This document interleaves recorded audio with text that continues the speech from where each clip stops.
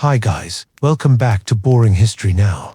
Tonight we're going to drift gently into the world of ancient Rome, where emperors commanded armies, built marble palaces, and less famously trained spies in the art of lullabies. Yes, lullabies. The soft kind of singing that makes babies yawn and grown men suspicious. You probably want tea. Make it through this day. We're about to wander into sleep. We'll likely kidnap you long before we reach the end, which is perfectly fine. That's what I'm here for. If you enjoy this kind of slow-paced ramble through dusty history, consider tapping that little subscribe button in the corner. It won't hurt, it won't even squeak, and it tells me you'd like more tales where espionage smells faintly of warm bread and olive oil. And please, drop a comment with where you're listening from and the local time. It's fun to imagine these stories floating across time zones, whispered in tiny apartments and quiet farmhouses alike. Now let's ease into tonight's journey. You were in Rome, of course. Where else could you begin if spies are involved? The air is thick with the smell of roasted chickpeas from a street vendor's brazier. You walk past them slowly, the crackle of firewood echoing against limestone walls. Somewhere above you, on the second floor of an insular apartment block, a mother sings to her baby. Her song is simple, repetitive, soothing and oddly familiar. It isn't just a lullaby, it's also a code. The words contain fragments of political gossip, hints about which senator has shifted loyalties, who is secretly corresponding with the governor in the provinces. This is not fantasy. Roman spies called speculators and frumentariae were indeed tasked with strange duties, sometimes delivering messages wrapped in unexpected disguises. One fact we know for certain. During the reign of Emperor Hadrian in the 2nd century CE, these agents doubled as couriers and informants, blending into daily life so thoroughly that they could pass unnoticed in the background like another thread in a tapestry.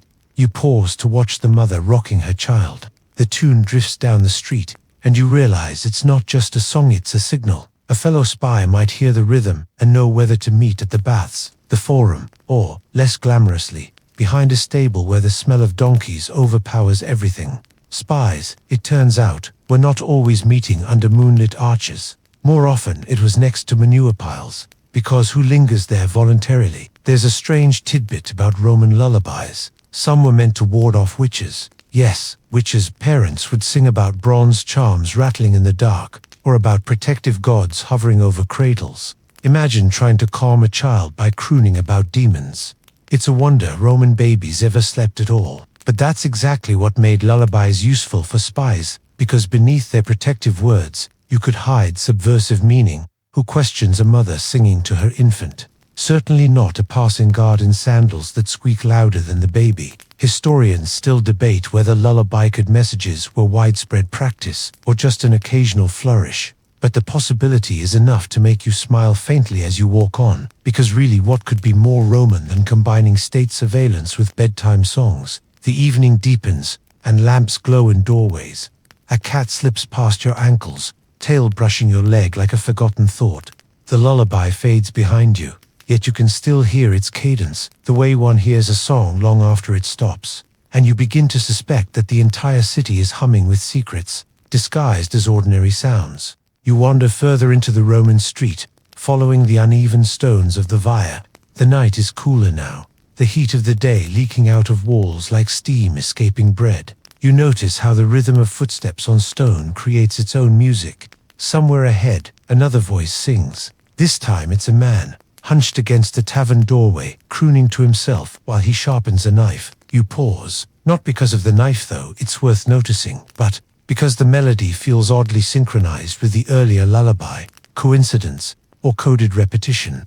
This is the game spies played, layering patterns so that only those tuned to them could understand. Everyone else just assumes it's drunk men humming at doorways, which, statistically, is often true. The major fact of this section is that Roman taverns were hotbeds of espionage. Soldiers, merchants, and foreign travelers all funneled through them, and the chatter that spilled out with wine was as valuable as gold. Emperors knew this, and their agents lingered at tavern corners, sometimes disguised as weary veterans, other times as servants, too dull to notice politics. But dull servants are rarely as dull as they seem. You step into the tavern, letting the smell of sour wine and grilled sardines fill your nose. The patrons barely notice you. Everyone is half asleep, which suits you well. The singing man continues his song, half lullaby, half slurred confession. The words drift lazily into the smoky room. Sleep now, little one, dream of far-off lands. To the untrained ear, it's innocent. To the trained ear, it's an itinerary of troop movements in Dacia, clever and almost boring in its subtlety. Obscure cultural tidbit. Romans sometimes gave children amulets called bulla, little lockets hung around the neck, meant to protect them from envy and evil spirits. And here's the odd part: spies occasionally slipped messages inside these amulets. Nobody would dare snatch a child's charm. It was considered bad luck, so an emperor's secret orders could literally hang around a baby's neck, rattling softly as the infant slept. The baby, of course, had no idea it was a courier. Some of history's youngest spies never knew they were spies at all. Historians still argue about whether lullabies themselves carried coded information, or whether spies simply used the cover of song to disguise whispered messages. But the scholarly uncertainty hardly matters inside this smoky tavern. What matters is the rhythm, the soft drone of music that masks sharp whispers at nearby tables. You settle on a bench, listening. At the next table, two men mutter about the emperor's spies. They're everywhere, one says, slamming his cup a little too hard, even in lullabies. His friend laughs, the bitter kind of laugh that only comes from knowing it might be true. You sip watered wine, and it tastes faintly of vinegar. Perhaps the tavern keeper stretched it too far. Perhaps that's just Roman economics for you. Everything diluted except taxes. You glance at the doorway where the knife-sharpening singer leans, and you wonder if he's watching you in return. You hum softly, half to yourself. Just nonsense. Or maybe not. The game is contagious. And here's a joke you can't help thinking. In Rome, lullabies weren't just for putting babies to sleep. They were also for keeping senators awake at night, wondering who was listening. The tavern air thickens with smoke and murmurs. You lean back, letting your eyelids drift, because that's the trick. To be a spy here, you must always look slightly sleepy. To awake, and you stand out. Better to yawn, better to appear bored, better to hum a tune that everyone dismisses as nothing but a cradle song. The night is stretching long.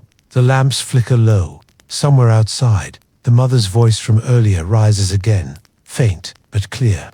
The melody threads itself back into your memory, connecting tavern, street, and empire. All around you, lullabies are weaving Rome into one vast whispering cradle.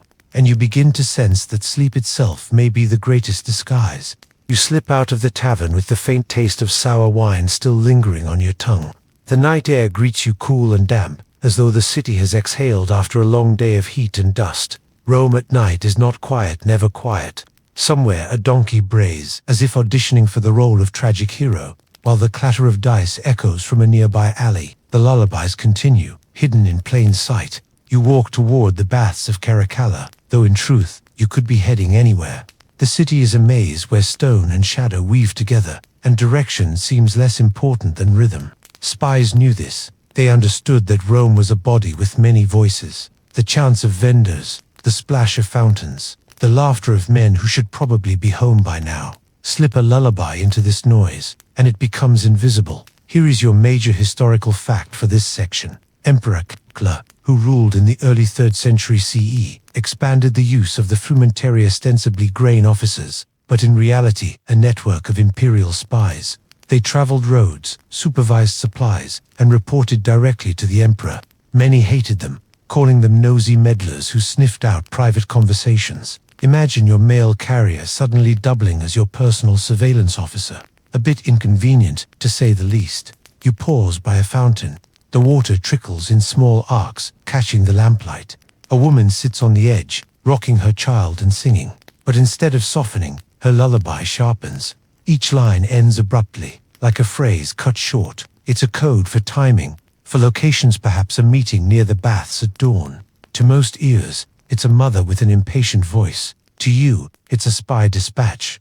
Weird tidbit. Some Roman lullabies included threats against the baby itself. Go to sleep, or the wolf will eat you. Comforting, isn't it? Yet this harsh tone worked surprisingly well for spies. Messages could be hidden inside warnings. If anyone questioned the strange lyrics, the parent could shrug and say, "It's just tradition." So while the baby trembled into slumber, an informant in the corner nodded knowingly. Historians still debate whether Caracalla encouraged the use of lullabies as deliberate espionage tools, or if it was more a folk habit that spies opportunistically adopted. What we do know is that surveillance expanded so heavily under his reign that Rome practically hummed with suspicion. Imagine living in a city where even bedtime songs were side-eyed for treason. You resume walking. The street glistens faintly, as if it rained earlier, though you don't recall any drops. The baths loom ahead, massive arches silhouetted against the stars. They're closed for the night, but the echo of water moving inside feels alive, like a giant heart pumping. And you think, Rome is the kind of city where even stone seems to listen. Every whisper, every note, every lullaby, it all lingers, waiting to be gathered up by someone who knows what to hear. You step closer to the baths, humming without meaning to, and you wonder, have you just signaled something without knowing it? That's the danger in this city. Songs are never just songs. You drift along the colonnade of the baths of Caracalla, listening to your own footsteps bounce off marble. It feels as though the stones are repeating you, mocking gently. The city is wide awake, though pretending to sleep. Somewhere beyond the walls, a dog barks with so much persistence you suspect it has an opinion on politics. Here's the historical fact anchoring this section. Roman baths weren't just about hygiene. They were community centers, libraries, gyms, restaurants, and, most importantly, rumor factories. Spies loved them. Everyone gathered in baths half distracted, half relaxed, and utterly unguarded. When you're being scrubbed down with olive oil by a cheerful attendant, you tend to and when lullabies echoed faintly from the nursery attached to the women's quarters, they made the perfect background noise for whispers of betrayal. You lean against a column, imagining the place in daylight, hundreds of bodies moving through steam, chatter ricocheting off walls, arguments about gladiators, gossip about senators, mistresses, and always someone humming, obscure tidbit. In some Roman households, servants were trained to sing lullabies, not for children, but for adults, suffering insomnia. Picture a wealthy senator demanding his household slave sing him to sleep like a cranky toddler. The humor writes itself, but for spies, this practice was convenient. Lullabies in adult quarters meant you could slip coded lines into songs without raising eyebrows. After all, what was the difference between soothing a baby and soothing a politician? Some would argue, not much. Historians still debate whether these adult lullabies were common or merely anecdotes preserved in satirical poetry. But you can almost hear it now. A thin, tired voice singing softly to a middle-aged man with a toga slipping off his shoulder. The emperor's secrets, disguised as bedtime music for senators too stressed to count sheep. The wind shifts, carrying scents of time and smoke. You follow the sound of footsteps and find yourself at the edge of a courtyard. A slave rocks on his heels, humming a lullaby while pretending to sweep. The rhythm of the broom matches the melody, long strokes for yes, short strokes for no. Another code. You marvel at how ordinary tasks become extraordinary when seen with suspicion. Even sweeping is espionage if you tilt your head the right way. You can't help but laugh softly at the thought. In Rome, lullabies weren't only about sleep, they were about surveillance, disguised as tenderness. The whole city was, in some sense, being rocked to sleep while carefully observed. You settle on a stone bench, the coolness seeping into your skin. The humming fades and returns, weaving through arches like threads through a loom. The night is thick, almost heavy, and your body begins to mirror it. Your breathing slows, your eyelids sag, but then you remember the mother by the fountain, the knife-sharpening man at the tavern, the slaves humming in courtyards. They're all part of the same network, aren't they? Rome's lullabies aren't scattered songs. They're one long, unbroken melody, drifting through the empire like incense. And you realize, the city doesn't just sing you to sleep, it also listens to your dreams. The night has deepened, but Rome doesn't care. Rome never really sleeps. It just lowers its voice, as though whispering to itself. You find yourself moving along a narrow street, where laundry lines stretch overhead like makeshift banners. The sheets sway gently in the breeze, and for a moment you could almost believe you're walking beneath sails on a quiet sea. You hear a lullaby again, drifting from a balcony. This one is different, slower, sadder, a voice cracked with age. An old grandmother sings to no one, or maybe to everyone. The melody is thick with nostalgia, like honey that doesn't quite pour. And then, beneath the sweetness, you catch something sharper, a phrase repeated 3 times, too deliberate to be an accident. In the language of Spies, that's emphasis. A warning, perhaps, or a signal to change course. Tonight's historical fact: Rome's emperors often feared conspiracies more than open war. Julius Caesar was stabbed by men he called friends. Later, rulers remembered this all too well. To counter betrayal, emperors developed vast networks of surveillance, sometimes involving soldiers, sometimes freedmen, and sometimes, as we've been wandering through, lullabies and nursery spaces. Domestic worlds were not beyond suspicion. The empire was as fragile as the hush before a child falls asleep. Obscure tidbit: Roman babies were often given tiny rattles shaped like pigs, ducks, or even shoes. Archaeologists have found them tucked into graves, still jingling faintly when shaken after 2,000 years. Imagine spies using those same rattles as coded instruments. Shake once for safe, twice for danger, 3 times for meat at the tavern. It seems almost absurd, yet absurdity was Rome's specialty. Historians still argue about whether lullabies truly functioned as espionage tools, or if this is just a poetic exaggeration in surviving anecdotes. But you, standing here in the dark beneath swaying laundry, can believe it easily. Everything in Rome feels like it has 2 meanings, the visible one and the whispered one. You continue walking, the cobblestones are damp, and your sandals slip slightly. A dog darts across the street, chasing a shadow. From a nearby window, laughter bursts out short, nervous, like people telling jokes they don't quite want heard. You realize the lullaby above has stopped, and the silence it leaves behind is heavier than the sound itself. And you think, in a city where lullabies carry secrets, silence may be the loudest code of all. You leave the forum behind, stepping into narrower alleys where the city feels less like marble and more like clay. The streets here are cluttered with carts, amphorae stacked in corners, and a faint smell of fish that has clearly outlasted its welcome. A group of children play a chasing game in the shadows, their laughter bouncing off the walls. And then inevitably, one of them sings. It's not quite a lullaby, more like a chant. High-pitched, repetitive, silly. Yet even here, you catch a rhythm that feels intentional. Short, short, long. Short, short, long. You wonder, are these children just playing, or are they echoing something they've overheard from parents and nurses?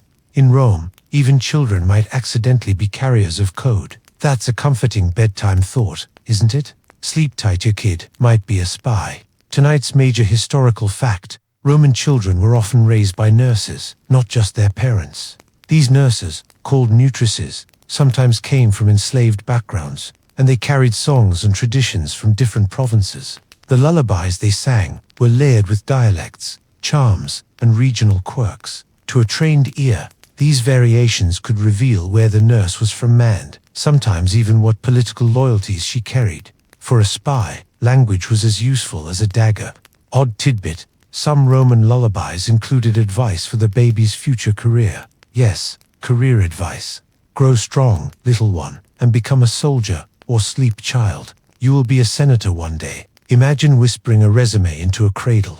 For spies, this was an opportunity one line altered, and the song could carry an entirely different message. Grow strong, little one, and deliver the scroll to the grain office. Not suspicious at all.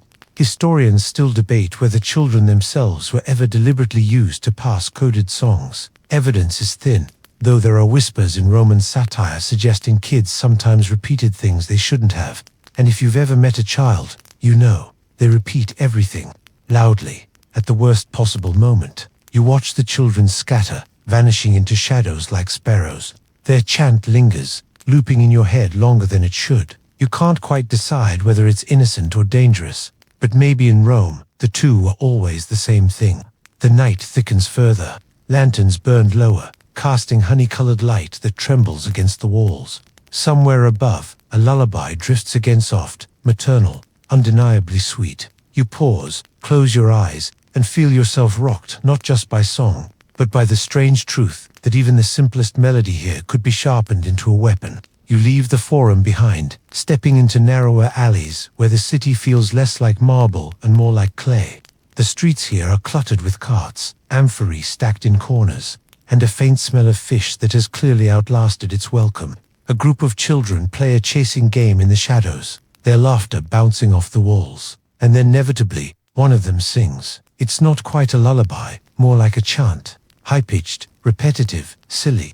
Yet even here, you catch a rhythm that feels intentional. Short, short, long. Short, short, long. You wonder, are these children just playing, or are they echoing something they've overheard from parents and nurses?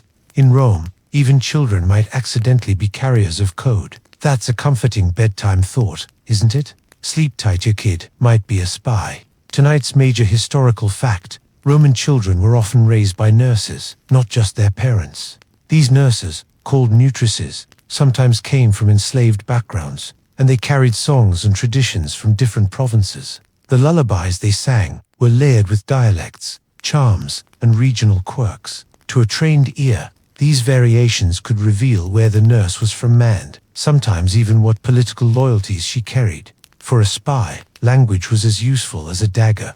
Odd tidbit: some Roman lullabies included advice for the baby's future career. Yes, career advice.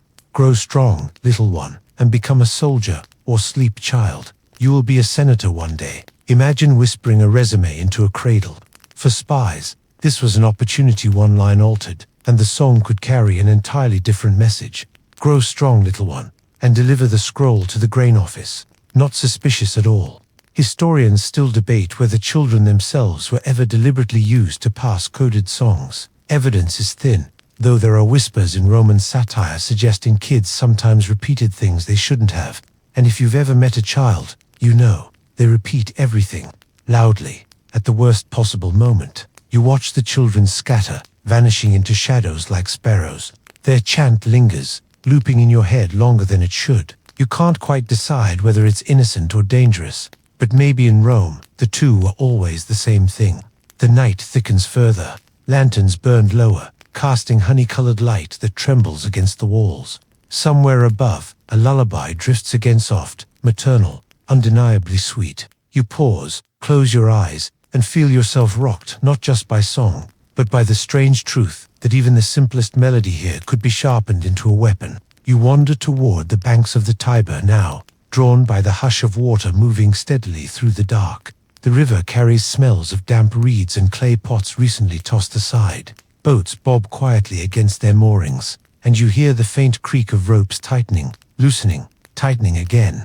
Overhead, the stars blur, as if Rome's smoke has painted them with a tired hand. There's music here too, of course there is. A boatman hums to himself as he adjusts his cargo. At first it seems like a random tune, but you notice how he pauses after every third line, looking toward the opposite bank as if waiting for something. Then, faintly, another voice responds, someone on shore, echoing the melody, back and forth, like river call and response. To ordinary ears, it's a song to pass the time. To yours, it's a coded exchange. The anchor fact for tonight: the Tiber was not just Rome's lifeline for trade, but also for communication. Messages could move along the river faster than through crowded streets, hidden among grain shipments or amphorae of oil. Spies used boatmen as informants, paying them in coin or simply in favors like tax exemptions. A lullaby sung across water might have carried more weight than a scroll locked in wax. Here's your weird tidbit. Roman boatmen were notorious for their repertoire of songs, many of which were work chants. Some of these chants were oddly similar to lullabies, designed to keep rhythm while rowing. Historians suspect lullaby melodies may have drifted into labor songs and back again, creating a blurred line between cradle and cargo. In other words, your baby's bedtime tune might also help unload fish at dawn. Scholars still debate whether emperors themselves knew how extensively the river system carried coded music. Was it a central plan or just the organic cleverness of workers adapting what they knew? No one's sure. What's certain is that the river never stopped humming. You sit on a stone ledge, feet dangling just above the water.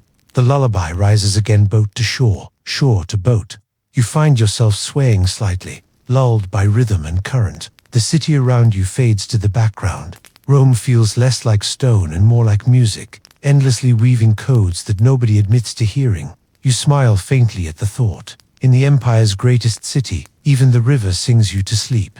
And if you dream of spies rowing boats in time to lullabies, well, perhaps that dream isn't so far from truth. The Tiber drifts behind you now, its lullabies dissolving into the night air as you wander uphill. The stones grow steeper beneath your feet, worn down by centuries of sandals, hooves, and gossip. You reach the Aventine Hill, where villas loom quietly in the dark.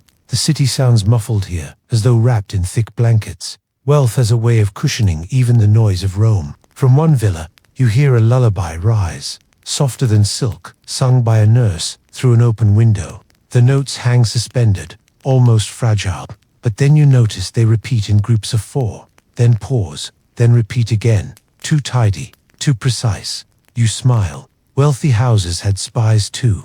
They were just better paid, with finer sandals. Tonight's historical fact: during the late Republic and early Empire, wealthy elites often maintained private spy networks. These were not always official agents, but household slaves, freedmen, or hired informers. The emperor's spies might monitor the senators, but the senators were busy spying on one another. Everyone was humming their own tune, which explains why Rome often sounded like a very paranoid choir. An obscure tidbit: some Roman lullabies included references to domestic chores. Sleep, little one, the loom is waiting, or rest now, while bread bakes. Spies could slip code into these, because who listens closely to nursery lyrics about weaving cloth? Imagine, a senator's wife sings the loom is waiting, but really she means the courier arrives at dawn. Domesticity disguising treason. Very Roman indeed. Historians still debate whether the Aventines' wealthy families deliberately used lullabies for espionage, or whether it was more an accidental byproduct of musical households. But you, standing here under the moonlight, know better. You can almost see the servants exchanging glances, their songs aligning like threads in a larger web. You lean against a cypress tree, inhaling its sharp, resinous scent. Somewhere nearby, a child fusses the nurse, soothing him back to sleep with another verse. You wonder if the baby is just restless, or if he senses the layered meaning in the lullaby meant for ears far older. Children, after all, often know when something is amiss, and you laugh softly at the thought. The empire survived, not only on roads and legions, but also on babies who cried at the wrong time, ruining perfectly good spy codes. Rome's greatest saboteurs may have weighed less than 10 pounds. The hill grows quieter, the villa lights dim, and you move on, feeling the hush of wealth pressing in on you, like thick curtains drawn across a restless city. You descend again, back toward the bustle of the Suburatha, district of noise, smoke, and cheap wine. If the Aventine was a lullaby sung in marble, the Subura is more like a lullaby sung by a tired uncle after too much ale. Rough, uneven, but oddly sincere. Here voices don't hide as much as they blur together. You could vanish into them without effort. From an upper window, a group of women sing to keep their children calm, but their songs overlap, creating a tangle of melodies that almost conceal a separate tune underneath. You catch it faintly, one voice holding to a steady rhythm, repeating the same word again and again beneath the others. To the sleepy ear, it's nonsense. To the trained ear, it's direction. A spy could walk past, note the rhythm, and know where to go next. Here's the anchoring fact. The Subura was a district famous for both crime and resilience. Emperors sent spies into its taverns and tenements, not only to catch political whispers, but also to monitor the mood of the common people. If unrest brewed here, it spread quickly. Sometimes the lullabies of this neighborhood carried not political orders, but warnings about food shortages, riots, or unrest in the grain supply. In Rome, you ignored nursery songs at your peril. The obscure tidbit: Roman midwives sometimes sang lullabies during births, partly to calm the mother, partly to invite divine protection. Imagine that moment between pain and relief, between life and new life, where a song might slip in carrying hidden information. Push, breathe, and also, the courier is delayed at Ostia. Multitasking at its most Roman. Historians still debate whether the Suburo's lower-class songs ever reached the ears of the emperor directly, or whether they were filtered through layers of informants first. But perhaps it didn't matter. Rome was like a giant ear pressed to itself, always eavesdropping. Every lullaby eventually found its way upward, one hum at a time. You pause beneath a cracked archway where ivy clings stubbornly to stone. A young boy sits nearby, rocking his sister in his lap, singing a tune that repeats on every third word. You wonder if he knows he's repeating code, or if he's just copying what he's heard. Children here might be unwitting spies, humming empires into motion without ever leaving their street. You smile at the irony. In the grand machinery of Rome, lullabies were not the smallest cog. They were the oil. Without them, everything squeaked far too loudly.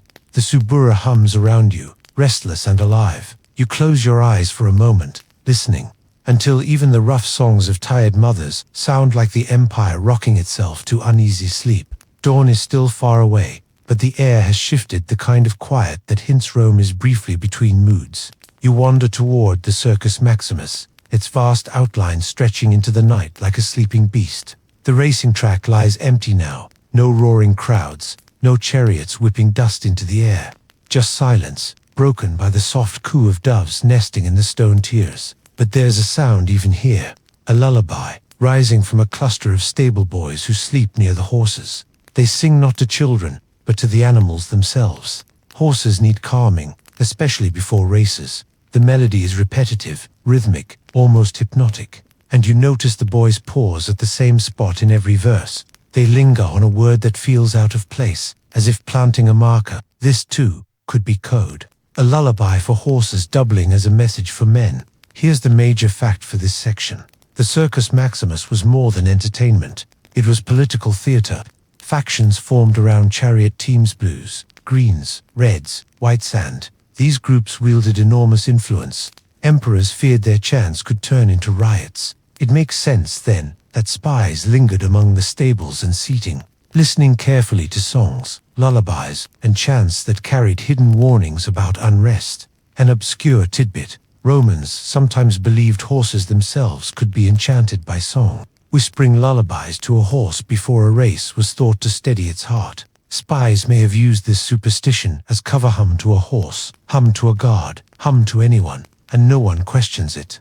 The line between magic and espionage blurs beautifully here. Historians still debate whether political factions truly embedded coded messages in songs sung at the races, or whether those chants were simply noisy enthusiasm mistaken by later writers. But you, standing in the cavernous silence, can almost hear it. Thousands of voices shouting a rhythm that doubles as warning or threat.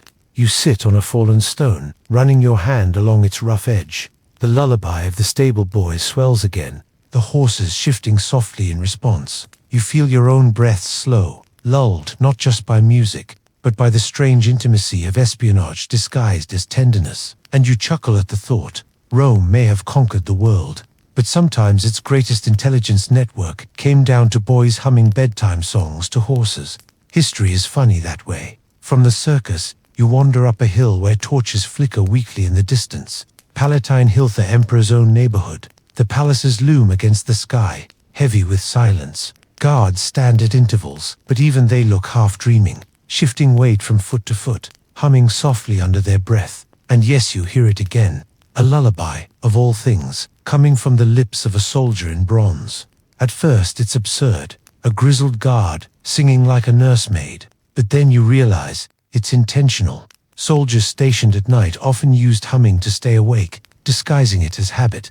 Spies used that habit, weaving coded messages into the guards' mutterings. The emperor's palace was supposed to be the safest place in Rome. Ironically, it was also the noisiest with secrets. Here's the anchor fact. Emperor Domitian in the late 1st century CE was notorious for his paranoia. He employed networks of informants that reached even into his palace staff. Servants, entertainers, even the very guards at the doors. Anyone could be listening. Stories say Domitian walked the halls at night, straining his ears for whispers.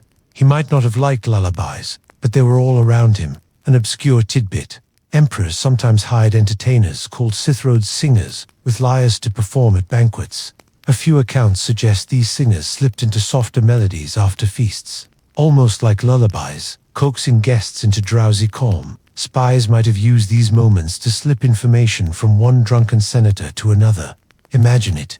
Politics smuggled between harp strings and half-slurred songs about love. Historians still debate whether Domitian's paranoia created real effectiveness in his spy system, or whether it mostly fostered fear without much accuracy. After all, when everyone hums lullabies suspiciously, who do you trust? You settle beneath a cypress on the Palatine slope, gazing up at the emperor's dark windows. Somewhere inside, servants move quietly, their footsteps muffled on mosaic floors. You imagine a nurse singing to a child of the imperial household, the song carrying through the hall, overheard by an attendant who knows exactly what to listen for. A lullaby that could topple men, echoing off painted walls. You breathe out slowly. The palace feels heavy, like a man holding his breath. And you think, with a trace of humor, The emperor could build archers and armies, but he could never silence the lullabies. They slipped in anyway, softer than marble, sharper than daggers. The night deepens further. The city feels hushed, almost reverent, and as you rise to leave the Palatine, the lullabies follow you, threads of sound winding down Rome's most powerful hill, mingling with the ordinary hum of life. You wander downhill from the Palatine, where the shadows loosen into wider streets. The night air is cooler now, carrying the faint scent of ash from countless hearths gone out. The city is quieter, though not silent. Rome never truly gives you silence. Somewhere a cart rattles, somewhere a drunk curses at the moon, and somewhere, inevitably, someone sings. This time it comes from a small shrine tucked into a street corner, where an old woman tends a flickering oil lamp. She hums a lullaby under her breath, as though soothing the flame itself. The song drifts with a kind of ritual steadiness, more chant than cradle tune. Yet even here, you noticed she repeats one line twice, as though rehearsing it for another ear. Perhaps this lullaby is not for the flame, nor for a child, but for someone listening in the shadows. Tonight's historical fact: Roman religion was woven into every corner of life, including espionage. Shrines stood at nearly every street crossing, and worshippers often muttered prayers or chants that blended seamlessly into daily noise. Spies used these religious spaces as cover, delivering coded songs in the guise of sacred whispers. After all, who would dare interrupt a prayer? An obscure tidbit: some Roman lullabies called on the household gods, the Lares and Penates, to protect sleeping children. Parents would sing lines like, "Guard my child, little gods, keep away envy and fear." Spies could alter these invocations, slipping in details about meetings or safe routes. A lullaby to the gods became a lullaby to fellow agents. Historians still debate whether these religious lullabies were deliberately co-opted by the emperor's spies, or if they evolved naturally out of Rome's blending of faith and daily routine. But standing here at the shrine, you feel how icily devotion and deception overlap. Both rely on trust. Both whisper into the dark, hoping someone hears. The old woman's voice quivers, thin but steady. A passerby nods respectfully, assuming she's praying. Only you notice the subtle rhythm, the pattern behind the melody. You smile faintly, wondering how many messages have floated across this city, hidden inside prayers, hymns, and songs for children. And you'd think, with quiet amusement, perhaps Rome's greatest intelligence tool wasn't the sword or scroll, but a grandmother humming to the gods while everyone else politely looked away. The hours slide past, and the horizon hints faintly at dawn. But the city still hums, still sighs. You drift now toward the Campus Martis, that wide field where soldiers once trained, where crowds now gather for festivals, games, and gossip. The air is open here, freer than the cramped alleys, carrying sound like a wide amphitheater. You hear a lullaby again, carried on the breeze from a group of women waiting for dawn markets. They rock gently on their heels, baskets at their feet, voices weaving together in low harmony. It's beautiful, almost haunting. And of course you hear the pattern. Every fifth line shifts into a different cadence, like a ripple in calm water. A signal, surely. These women are traders, but perhaps also informants. In Rome, the two jobs were not mutually exclusive. Here's your anchor fact: the frumentarii, those imperial grain officers who doubled as spies, often mingled with traders in the Campus Martis. They were supposed to supervise supplies, but in practice they listened, recorded, and reported. Grain shipments and lullabies moved in the same current, quiet but essential to the empire's survival. The odd tidbit: Roman lullabies sometimes warned children not to cry, lest they attract evil spirits or worse. Nosy neighbors, hush, or the crow will peck your eyes. One verse goes, charming. For spies, this darkness was perfect camouflage. Slip a coded phrase into a scary rhyme, and no one questions why the words sound odd. Terror, after all, was tradition. Historians still debate how formalized this use of lullabies really was. Were agents systematically trained in melody and rhyme, or did they simply adapt a cultural habit? The evidence refuses to give a clear answer, leaving us in that liminal space between fact and song. You sit on a fallen column, listening as the women's voices rise and fall with the wind. The rhythm seeps into your breathing, your bones. You imagine spies slipping in and out of this harmony like shadows, their messages riding on lullabies as naturally as fish swimming downstream. You chuckle softly to yourself, Rome may have marched on legions, but it whispered on lullabies, and perhaps that whisper carried farther than the sound of any trumpet. The sky above the campus martyrs pales, the stars dissolving one by one. The lullabies linger, though woven into the waking of the city, as though Rome itself refuses to stop singing even as the day begins. The city exhales as dawn rises. You've been walking all night, carried by lullabies that seem to float from every corner of Rome, from taverns and temples, palaces and riverbanks. The sky now glows faintly pink, brushing the tops of columns and rooftops. Birds stir, their wings clapping like impatient applause, and still there it is, a lullaby, soft, persistent, drifting from some unseen window. Rome refuses to let you leave without one more reminder. Here's the final anchoring fact. Under Emperor Hadrian, the frumentarii were stationed not only in Rome, but across the provinces, carrying messages, shadowing governors, and at least, in rumor-singing lullabies coded with imperial secrets. Surveillance wasn't confined to the capital. It stretched across the empire like a net woven of whispers and songs. The odd tidbit to end on. In some Roman inscriptions, we find fragments of nursery rhymes scratched into walls, left by bored parents or mischievous children. Whether these were innocent doodles or faint echoes of coded songs, no one can say. But it's oddly comforting to know that even in a city of marble and intrigue, someone paused to carve the equivalent of twinkle, twinkle, into a stone wall. Historians still debate how much of Rome's spycraft truly relied on lullabies, or whether these stories are embellishments layered onto fragments of evidence. But in the end, it hardly matters.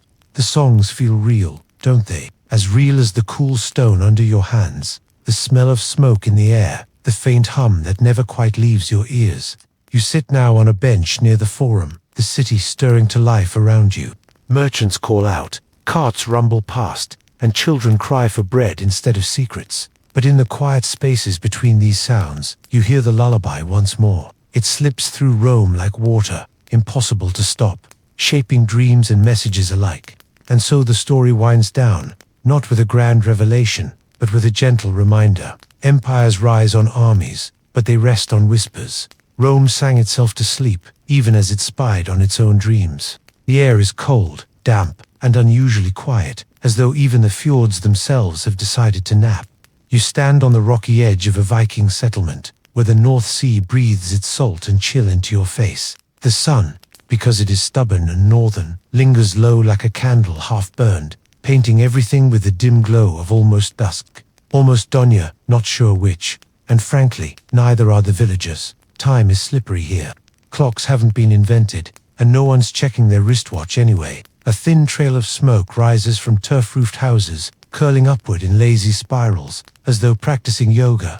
You hear the muffled voices of people inside, voices punctuated by the occasional bark of a dog, the crack of wood, and the low rush of waves against the shore. You probably won't make it through this day, not because it's dangerous, but because it's just cozy enough to knock you out. You step further into the village. The ground is soft mud mixed with straw, which means your shoes, or let's be honest, your socks, because you didn't plan this trip, are instantly wet. You pass by a longhouse, its doorframe built low and wide, inviting but slightly intimidating, like the entrance to a place where people might either host a feast or hold a town meeting about who owes goats. Inside, the firelight flickers gold and orange, and the smell is unmistakable. Roasted fish, dried herbs, and the faint tang of smoke-soaked wool. Meals here are not public spectacles the way you might expect from movies filled with horned helmets, which, by the way, Vikings didn't actually wear, but you already knew that tore. Maybe you didn't, in which case sorry for ruining Halloween costumes forever.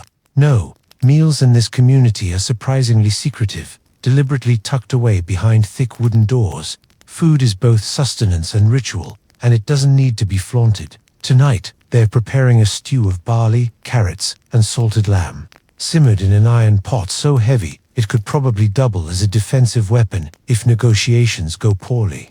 Someone drops in a handful of wild garlic, another adds cloudberries, those tart little fruits that grow stubbornly in bogs, refusing to be farmed properly. You watch the mixture bubble, and your eyelids grow heavy just imagining the steam rising into the rafters, warming the place like a natural humidifier. One major fact slips easily into the story. Viking meals were often divided by rank and secrecy.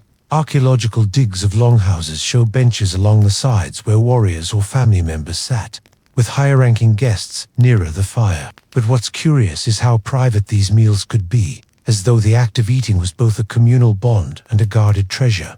Here's your weird cultural tidbit. Some Viking households believed the clinking of spoons against bowls could attract wandering spirits, so meals were often eaten quietly, with more chewing than chatter, which means their dinner atmosphere was less rowdy tavern and more late-night study session with soup. Historians still debate whether this secrecy was about superstition, hierarchy, or simply practicality, because if you live where winter nights last half the year, you don't want every neighbor dropping by when stew is scarce. Now the longhouse hums with the soft rhythm of spoons, hushed voices, and the pop of firewood. You glance toward the door, half expecting someone else to barge in, but no one does.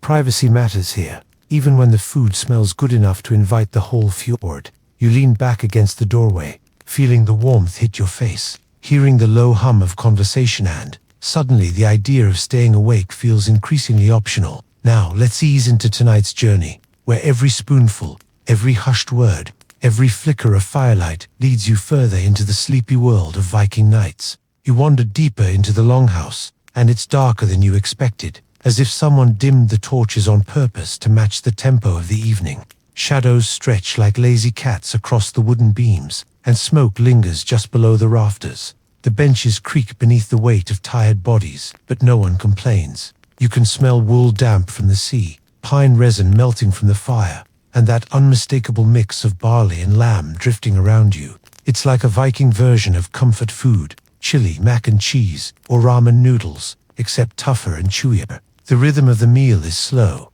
You notice they're not rushing. In fact, rushing would be an insult. Meals here stretch for hours, not because of indulgence, but because time itself is a luxury, and people know it. Eating is half nourishment, half ritual sedative. You scoop a spoonful of stew in your mind, just go with it and taste the earthy barley, the faint sweetness of berries, and the sharp kick of garlic. You can see why this would knock anyone into a nap afterward. The major historical fact tonight: Vikings often ate 2 meals a day. One was dagmal, a kind of late-morning breakfast that included bread, dried fish, or porridge. The other, natmol, was their evening meal, hearty enough to sustain them through cold nights. Forget 3 meals a day. Forget snacks. Forget brunch. Brunch is 1,000 years away, waiting in a cafe with avocado toast. Here, 2 meals are enough. Your obscure tidbit: in some sagas, there are mentions of bowls carved with runes meant to protect against indigestion. Imagine that, writing a spell not on a sword, but on your dinnerware, just in case the stew doesn't sit right. It's like ancient Pepto-Bismol, except made of oak. The conversation around you is soft, barely audible, and the quiet is striking. You realize this isn't just about politeness, it's about sleep. Eating quietly, slowly, deliberately, helps the body settle, helps the mind wind down. The longhouse itself seems designed for this. The benches double as sleeping spots. The furs draped across shoulders become blankets. Dinner blends into slumber seamlessly. No Netflix autoplay required.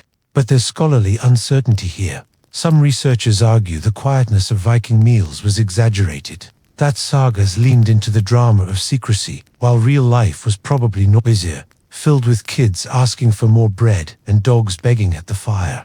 No one can say for sure, and maybe that's the charm. The truth drifts somewhere between ritual and reality, between reverence and practicality. You notice the flick of a wooden spoon, the careful passing of bread, the way a jug of mead is tilted just enough to refill cups without spilling. Mead here is less party fuel, more warm nightcap fermented honey wine. Sweet, but not too sweet, with a sleepy kick that helps people drift off like a lullaby in liquid form.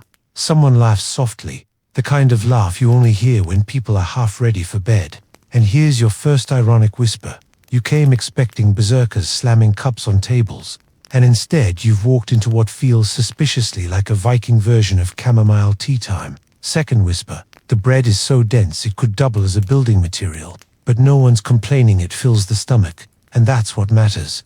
Third whisper.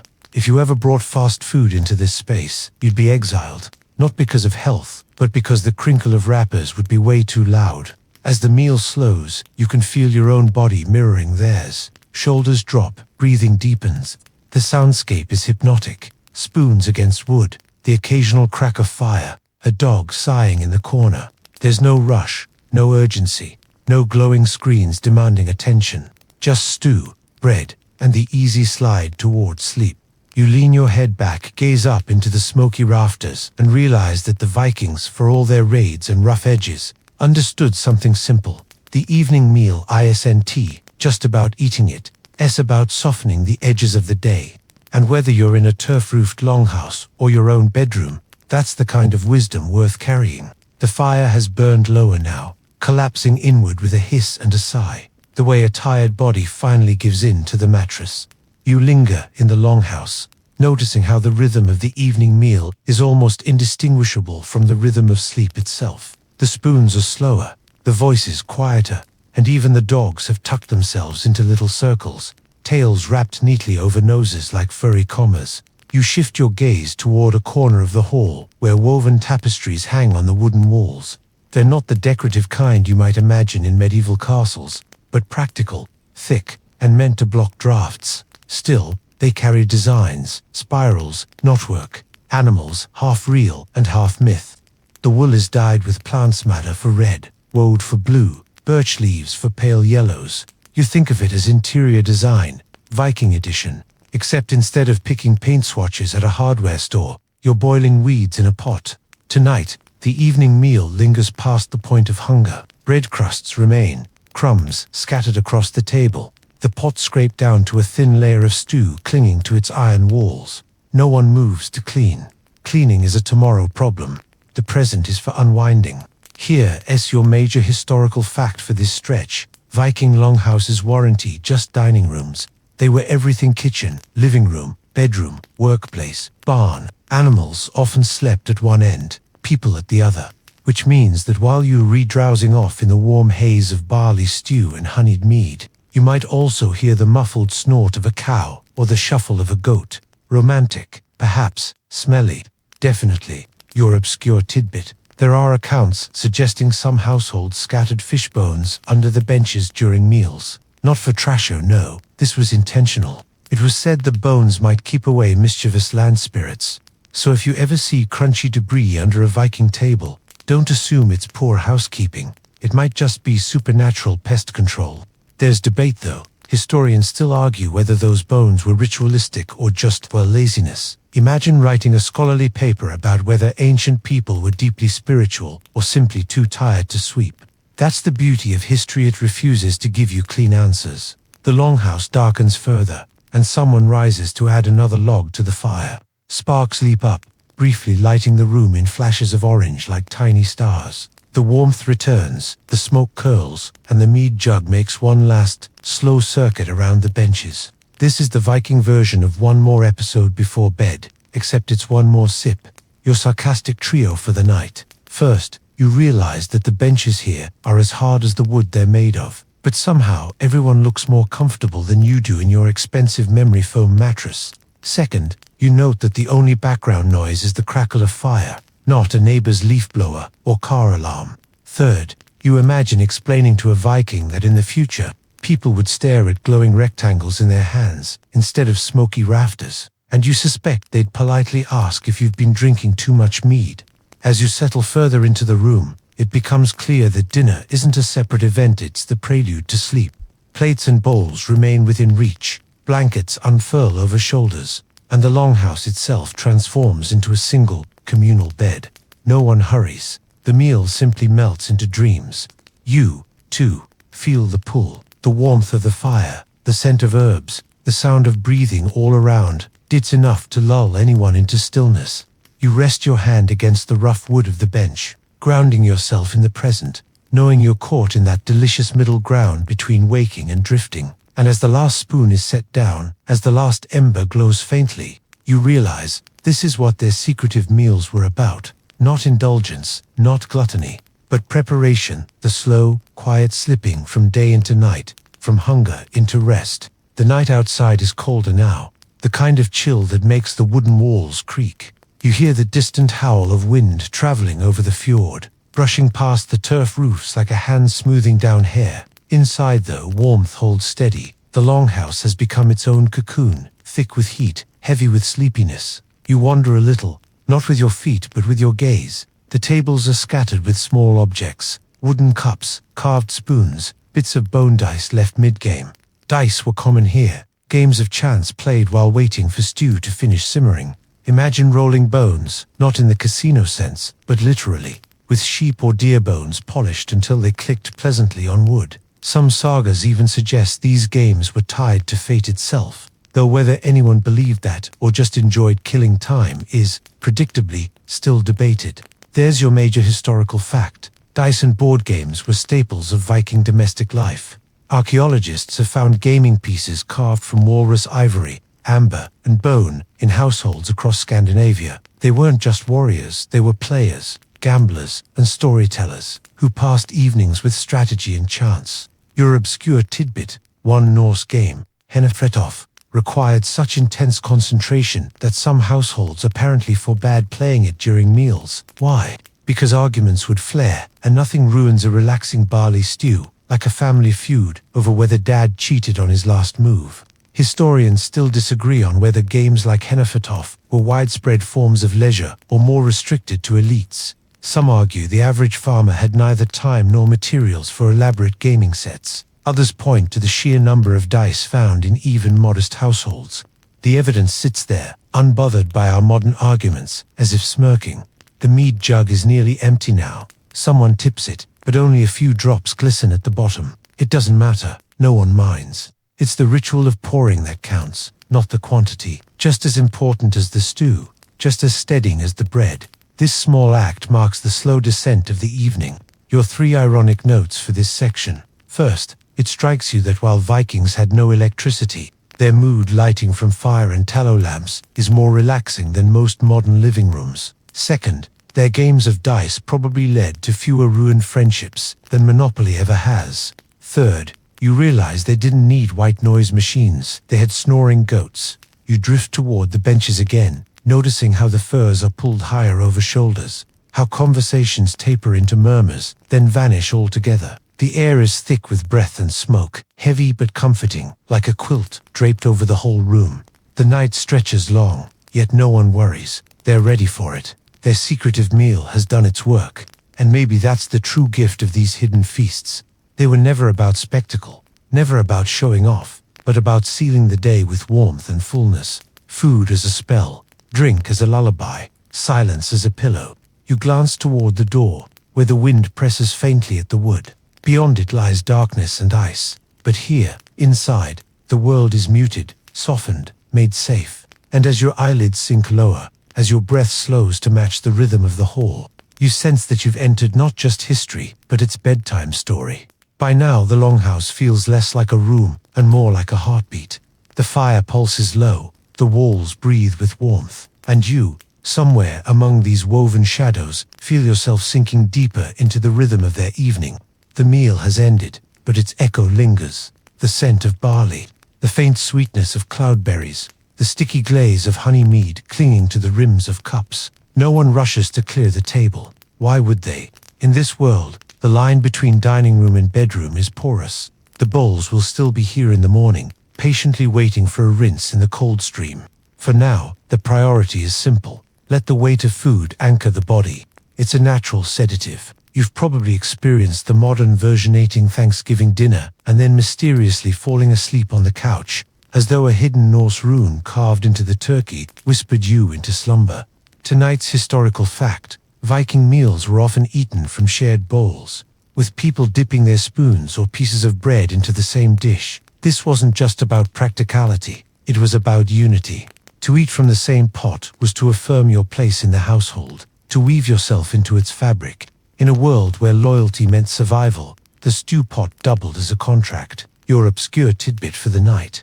Some households flavored their food with imported spices like pepper, brought through trade routes that stretched absurdly far from the Middle East, even India. Imagine that. You're sitting in a turf-roofed hall on the edge of a Norwegian fjord, eating lamb seasoned with something carried across deserts and seas. Dinner was also a map, but scholars are still uncertain how common these spices were. Were they luxuries reserved for chieftains, or did even humble farmers occasionally sprinkle a little pepper on their fish? The archaeological record is too stingy with details, so you're left imagining, is tonight's stew simply salted, or does it carry the faint burn of a peppercorn that traveled thousands of miles? The room grows quieter still. The children have long since slumped against their mothers, and even the warriors who once boasted about their catch of the day now rest with their heads tilted back, mouths slightly open in that universal sleep posture. You might smile at it, but you're only minutes away from the same. And yet, there's something else here, something subtle. The way eating and sleeping flow together without interruption. No separate rooms, no distinct boundaries. Life is blurred. The table becomes the bed, the hearth becomes the nightlight, the longhouse becomes the dream. Your three light smirks tonight. First, you notice that the bread left behind could double as a pillow if you were desperate. It's dense enough to keep its shape all night. Second, the spoons here are carved with more care than some modern furniture. You wonder if IKEA missed an opportunity. Third, you realize that the real lullaby isn't a song, it's digestion. As your eyes followed the smoke curling upward, you realize the Vikings may have unlocked something simple yet profound. Food wasn't tea just about survival. It was about slipping into rest, a private, quiet ceremony of nourishment and surrender. And in that slow surrender, sleep itself becomes part of the meal. Dawn is far away, still a rumor beyond the mountains. For now, the longhouse glows in its cocoon, and you're invited to notice the small details of its nighttime life. The crackling fire is softer now, a whisper instead of a roar. The air tastes faintly of ash, lamb fat, and wool. Somewhere nearby, a child murmurs in sleep, shifting beneath a pile of furs. The benches are half empty, people having slid down from sitting to lying, wrapped in their cloaks. A woman tucks a small pouch of herbs beneath her pillow. You can call a folded cloak a pillow. It's a blend of thyme and angelica root, meant to soothe dreams. That's your obscure tidbit. Vikings often kept herbs in their sleeping spaces, not only for fragrance but for what we'd call sleep hygiene. If lavender oil diffusers exist today, their ancestor might be these quiet little bundles of plants. Your historical fact for this section.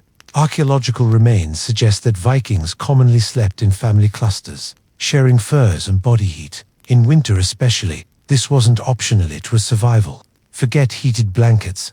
You had siblings, goats, and whoever happened to be snoring beside you. Warmth by proximity. But historians still debate the exact sleeping arrangements. Were households separated by gender and age? Did warriors keep to one side, while children huddled on another? The sagas are infuriatingly vague, leaving us to squint at post holes and hearth remains like detectives reading tea leaves. The meal, though long finished, still lingers in the room. You can smell the sweetness of mead on people's breath, the savory richness of lamb clinging to the air. Food and sleep interweave so tightly that even dreams must taste of stew. And here come your three quiet ironies. First, you notice that although people here live in constant contact with one another, the atmosphere feels calmer than many modern open-plan apartments. Second, you realize that the sleepover vibe is less awkward when everyone shares it as daily life. Third, if you tried to introduce an alarm clock into this room, it would be thrown into the fjord within minutes. The rhythm of breathing deepens. The fire shrinks further, its embers glowing like a cluster of tiny eyes in the dark. Shadows expand, wrapping everything in soft obscurity. The longhouse has completed its transformation, from a place of eating, to a place of talking, to a place of dreaming.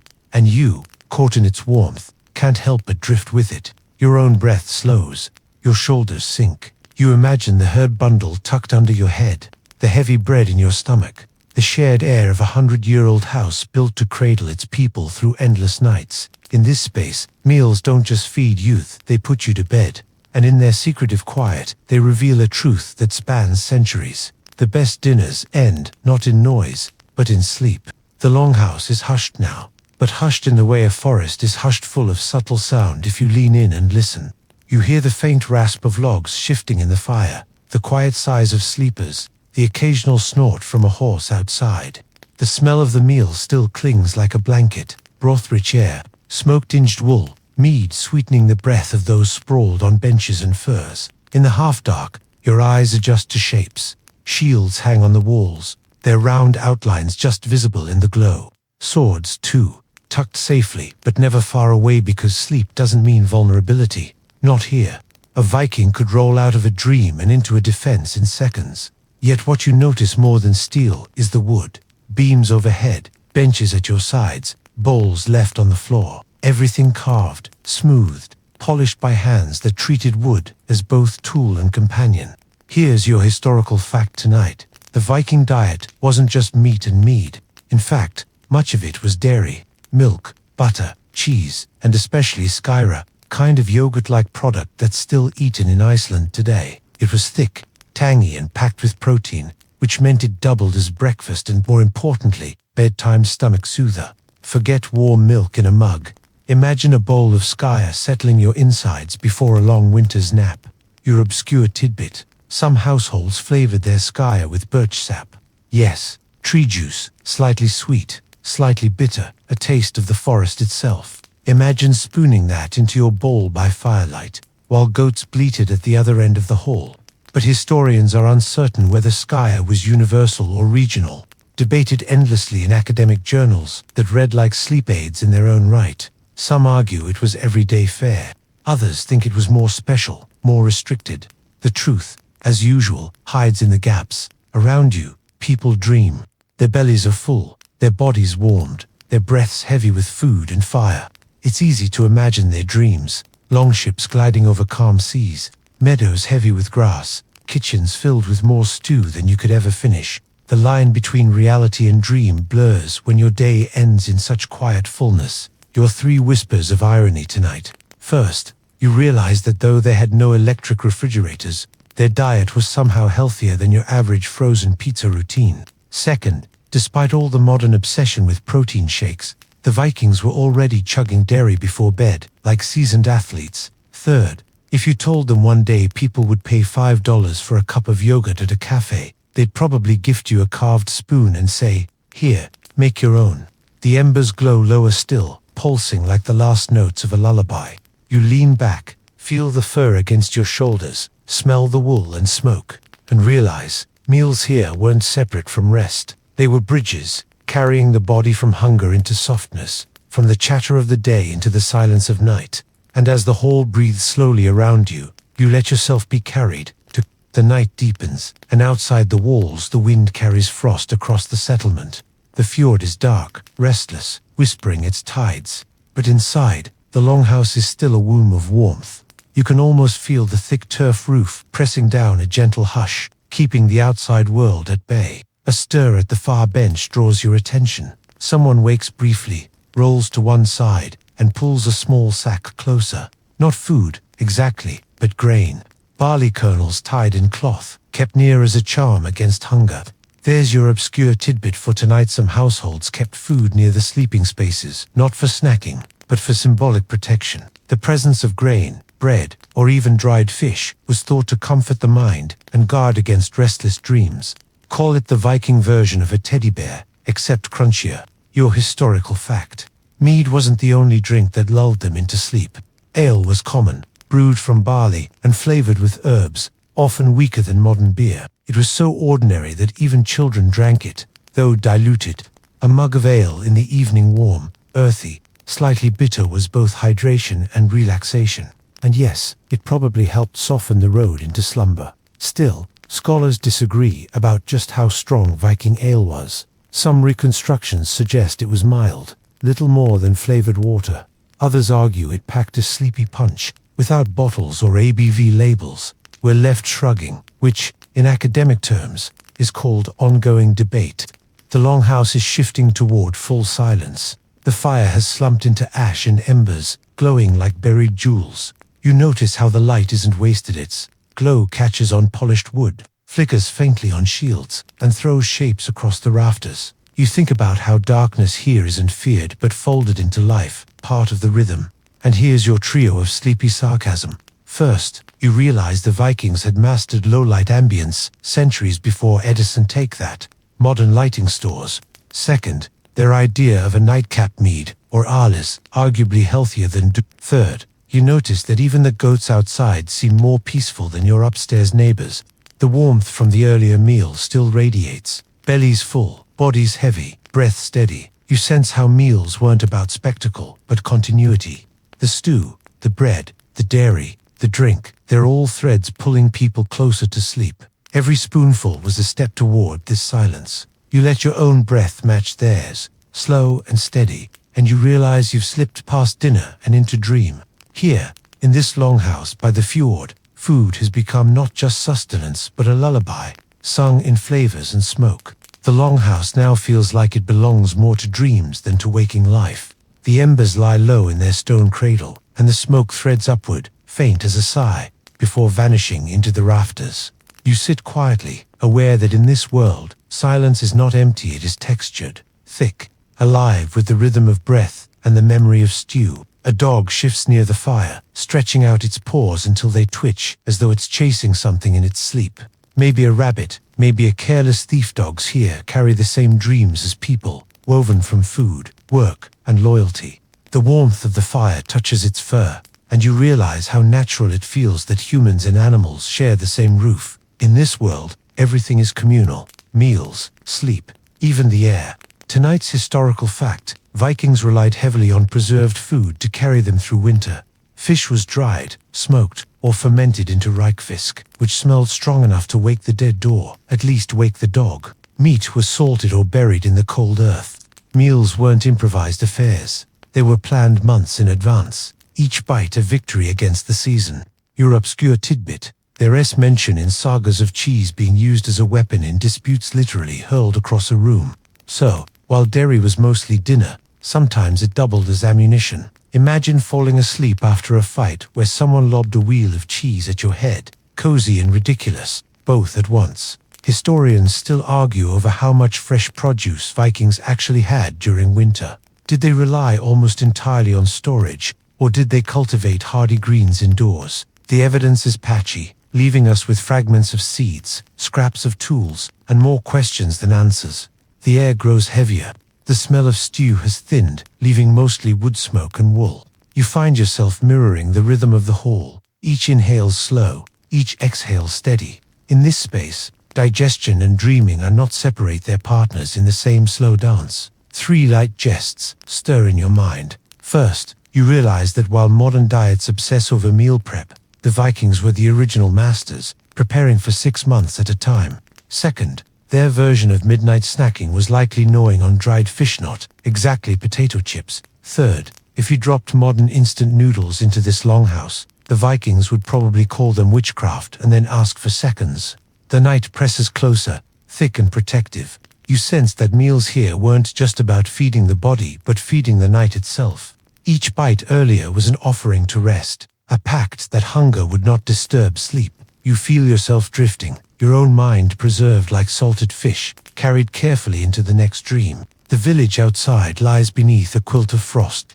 The moon, silver and patient, casts a pale shimmer across the fjord. You can almost hear the water shift beneath a crust of ice, like the earth itself turning over in its sleep. Inside the longhouse, however, time has slowed. The air is warmer than it should be, scented faintly with herbs, wool, and the remnants of mead. A woman rises briefly, her steps soft across the floor. She pours water into a clay cup, sprinkles and crushed juniper berries, and sets it by her sleeping husband. There's your obscure tidbit. Vikings sometimes used herbal infusions as night drinks, not unlike tea. Juniper was thought to calm the stomach, fennel to ease the breath, and yarrow to guard against restless spirits. Imagine sipping a cup of smoky, forest-flavored tea before settling back under furs. Your historical fact: feasts were distinct from these nightly meals. Feasts were public, loud, ceremonial, honoring gods, celebrating victories, cementing alliances. But the ordinary dinners you've been witnessing were private, quiet, and deliberately understated. This contrast reminds you that Viking life wasn't all raiding and roaring.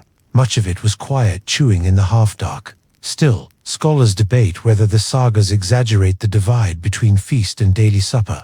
Perhaps everyday meals sometimes blurred into celebrations, or maybe the quiet was as stark as described. As usual, history refuses to give you a neat answer because neat answers are for fairy tales, not archaeology. Around you, the sleepers stir occasionally. A cough, a murmur, the shuffle of feet as someone adjusts their fur cloak. The sound is oddly soothing, a kind of human tide moving in waves of unconsciousness. You can feel yourself being pulled along with it. And here come the 3 quiet ironies. First, while you may own expensive chamomile teas and lavender sprays, the Vikings managed with a handful of juniper twigs.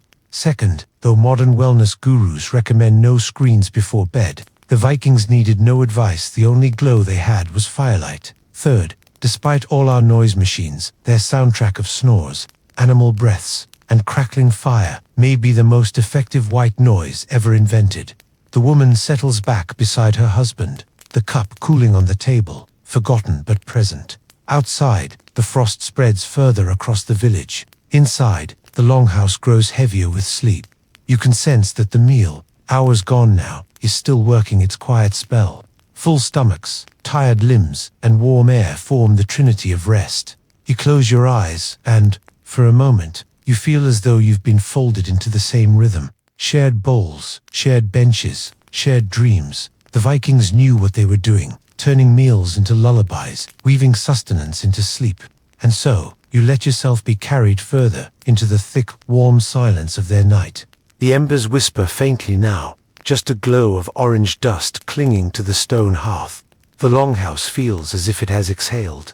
You sit among bodies slumped in the comfortable sprawl of sleep, children curled like cats, warriors sprawled like logs, elders tucked carefully under heavy cloaks. The room is warm, but in that layered, uneven way, heat close to the fire, cool air slinking along the floor. Still, no one stirs with complaint. This is the texture of Viking night. You glance toward the rafters. Above the sleepers, dried herbs hang in small bundles. Sage, thyme, angelica, they are not only kitchen tools but guardians, suspended between roof and room to perfume the air and, according to belief, to shoo away troublesome spirits. There's your obscure tidbit. Some Viking households hung herbs, not just for seasoning stew, but as nocturnal wardens against nightmares. Forget dreamcatchers, this is the Norse version, leafy and aromatic. Tonight's historical fact: archaeologists have found evidence of communal sleeping arrangements, with benches lining the walls of longhouses used for both seating and resting. When meals ended, households simply shifted along the same surfaces, from eating upright to reclining horizontal. The very furniture of daily life blurred. Multitasking before multifunctional was a marketing buzzword. Still, historians are uncertain how private these spaces really were. Did families carve out corners for themselves, marked by chests and furs? Or was the longhouse one grand open room where everyone knew everything? The sagas hint at both intimacy and crowding, but never pin it down.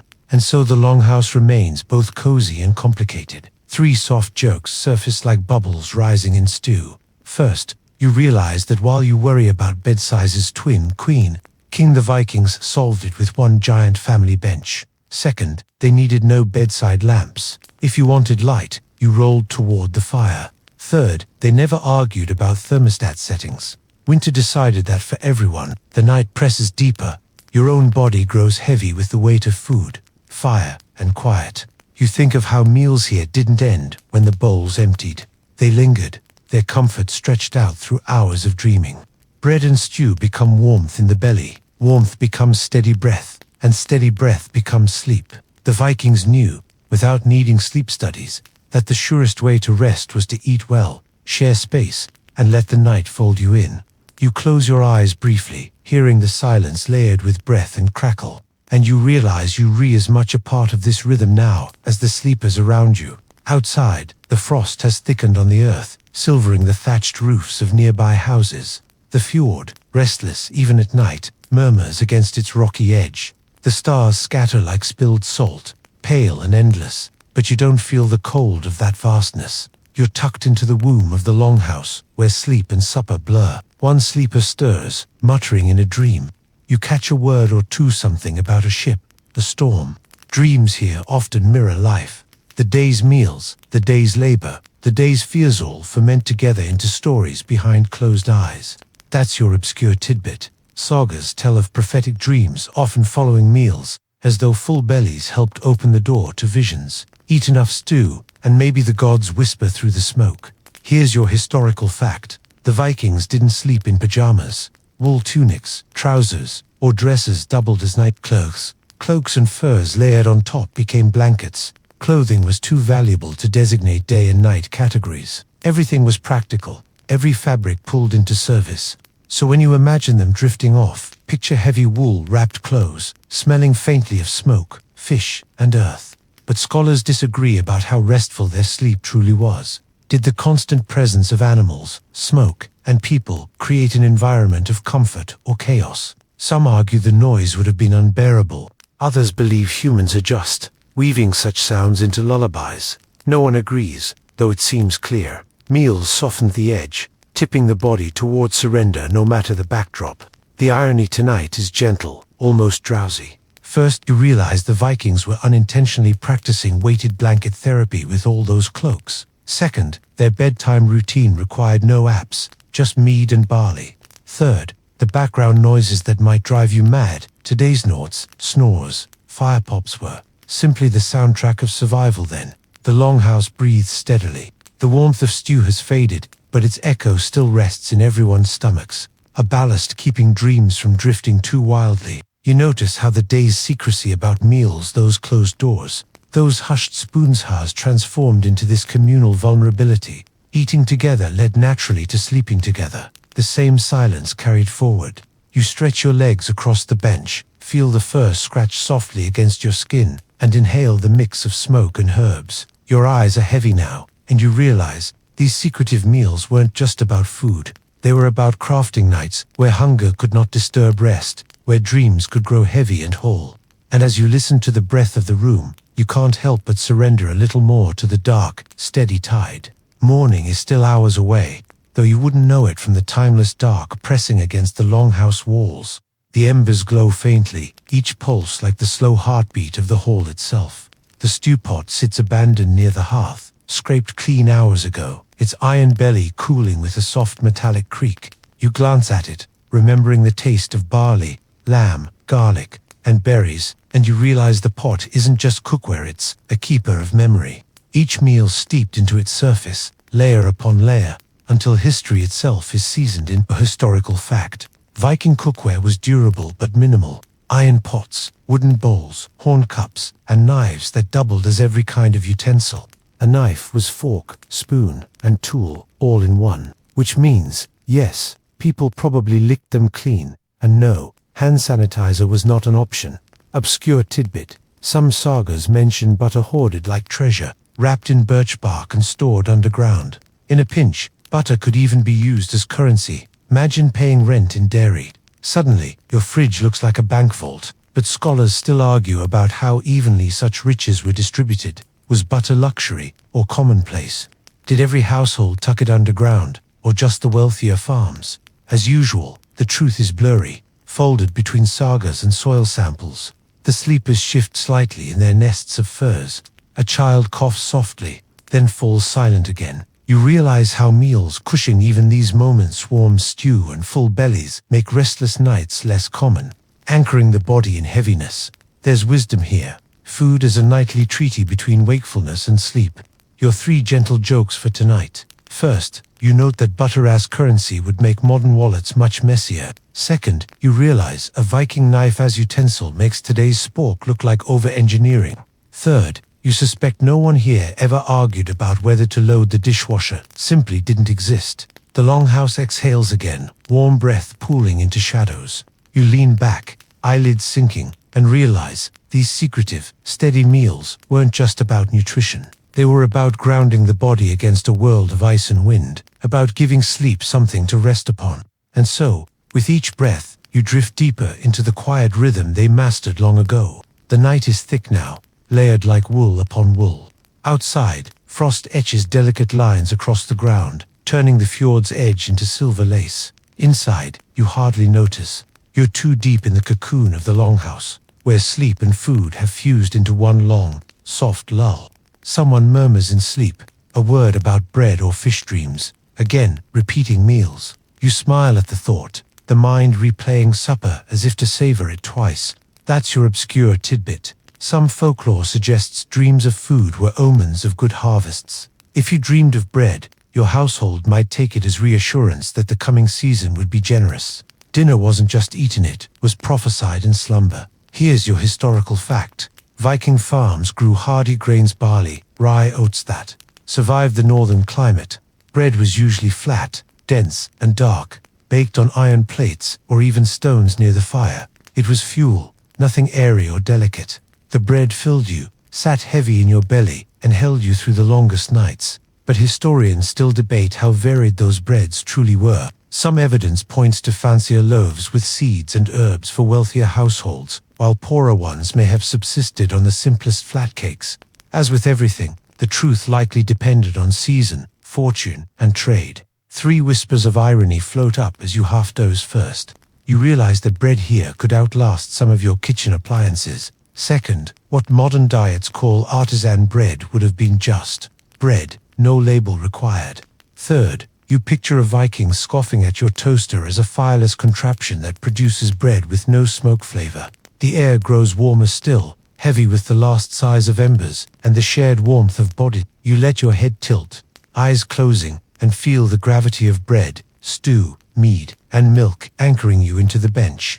Sleep is no longer something to chase. It's already arrived, woven into you by every spoonful. The longhouse breathes with you. The world outside ice, sea, stars can wait. Inside, the secret of Viking meals has done its work. Silence, warmth, heaviness, dreams, and you, wrapped in their rhythm, find yourself as much a sleeper as a witness now, folded neatly into the quiet song of night. The night has deepened into that timeless hour when even the fire has surrendered. The last ember, no brighter than a cat's eye, winks once and vanishes into ash. The longhouse is utterly dark now, but not empty. It's filled with the soft chorus of breath, the occasional sigh, the rustle of fur against wood. You sit, or perhaps you recline, and realize the meal you witnessed hours ago is still present. Not on the tongue, not in the belly, but in the atmosphere itself. It hangs here like invisible incense, steadying the body, smoothing the mind. A bowl sits forgotten on the table, a crust of bread, stiff at its edge. A wooden spoon leans sideways, balanced against nothing. These small relics of supper glow faintly in your imagination. They're not clutter. They're monuments to the ritual of the day. Meals here aren't disposable events. They're woven into memory, into wood, into dreams. Your historical fact tonight: archaeologists have found cooking pits, stone-lined and filled with traces of charred grain and bone, near Viking settlements. These were used for slow-cooking meat and bread, underground essentially. The original crockpot. Food prepared this way would cook for hours, even overnight, so that when evening came, dinner was ready, steaming and soft, already carrying the scent of comfort into the hall. Your obscure tidbit: there is evidence that certain households set aside the first bite of each meal as an offering, placing it quietly by the fire or even outside the door, not out of waste, but as courtesy to spirits, ancestors, or wandering gods who might be listening. Which means, in a way, every Viking dinner had an invisible guest at the table. Yet historians remain unsure how universal this practice was. Was it a ritual only in certain regions, or did every household follow it faithfully? The sagas are half silent, leaving us with only faint hints and scattered finds. The truth is still veiled, like smoke in rafters. The sleepers around you shift again, but the hall doesn't wake. The meal has worked its spell. Full bellies, quiet minds, warm air. You feel yourself swaying with the rhythm of it, a part of the tide that carried them every night into the same silence. And now, a few last smiles before you drift. First, you realize the Viking crockpot required zero electricity and produced fewer arguments than modern kitchen gadgets. Second, you note that the invisible dinner guest, the spirit outside the door, probably behaved better than most human ones. Third, you think about how little the Vikings needed to turn food into magic. Barley, lamb, berries, fire, that was enough.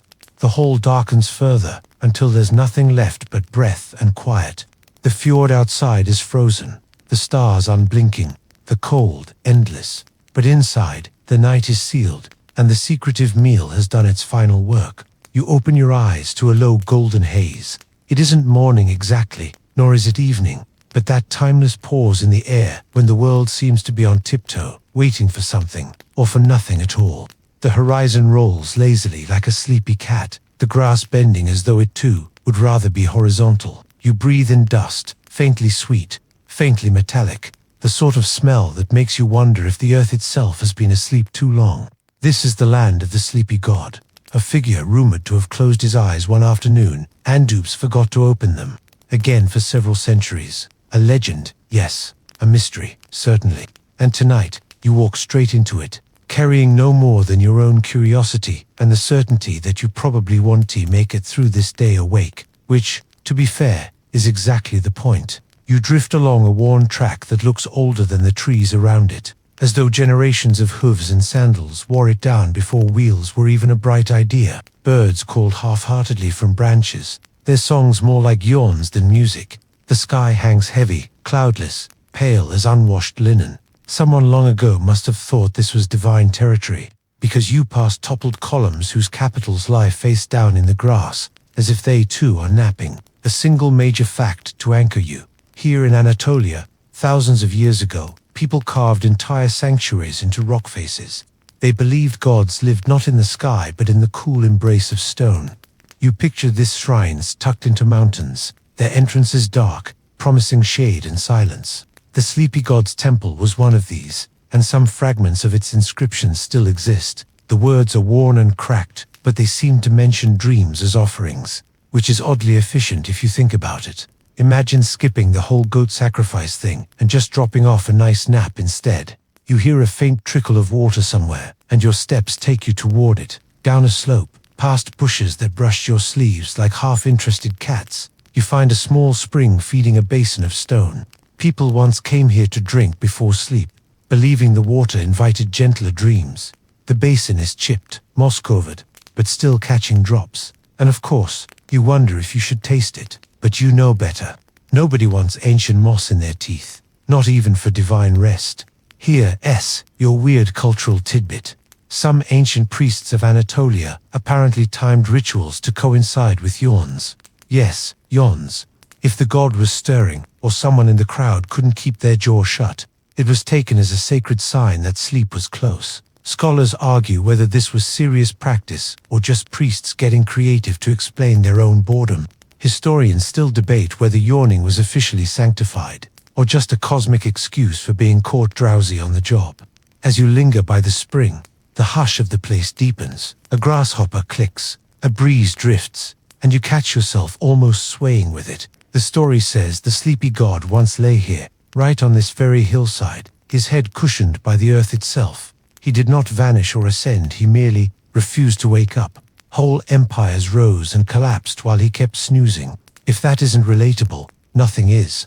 You continue along the slope until you see, in the distance, a darker opening in the rock. Not too wide, not too tall, just enough for a human body to slide inside. You know, instinctively, that this is where the story pulls you. Inside waits the temple. Inside waits dust, echoes, and perhaps a god still breathing softly in his eternal slumber. But you won't rush. That's not the rhythm here. You slow your pace, listening to your own feet, pressing the earth, each step like punctuation in a poem written too slowly for any library.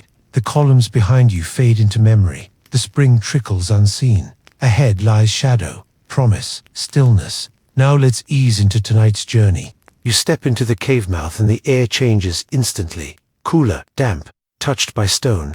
Your skin registers it before your mind does, as though some part of you has been waiting all day for this relief. The shadows aren't menacing, just patient. They seem to suggest, take your time, you're clearly not in a hurry. The walls inside are scratched with carvings, though most of them have blurred into abstraction. A spiral here, a crosshatch there. You run your hand across the rock, feeling the grooves like whispers from long-gone hands. Once, candles and oil lamps would have burned here, their smoke blackening the ceiling. You can almost smell it, burnt fat, mingling with damp earth, like an ancient kitchen left unswept. Here is a grounding fact. Archaeologists have actually found sleep temples across the Mediterranean and Near East, places where people would lie down in sacred silence, hoping to dream answers to their problems, illnesses, lost objects. Marriage doubts everything could supposedly be solved by divine bedtime consultation. The sleepy god's sanctuary may have been one of these. People didn't come here for thunderbolts or prophecies shouted from mountaintops. They came to curl up, close their eyes, and see what visions slipped into their minds. Therapy and nap, 2 for 1. The cave opens into a chamber, and your steps echo lightly.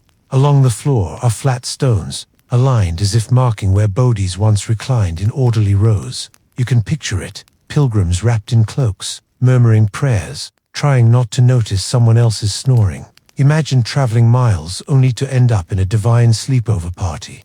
And you thought modern hostiles were awkward. For tonight's cultural tidbit, in one inscription fragment, a devotee thanks the god for sending him a dream where bees carried honey directly into his mouth. He took this as a sign his sore throat would heal. Strangely enough, honey does soothe throats. Perhaps divine medicine and snack cravings have always been intertwined. Scholars, however, still argue whether the bees were meant literally or as symbolic stand-ins for blessings. Symbolic or not, it's hard to take seriously while imagining ancient worshippers waking up sticky. You move deeper. A draft brushes past, cool on your cheek. The path narrows, and the ceiling lowers until you nearly duck. Then it opens suddenly again into a larger hall.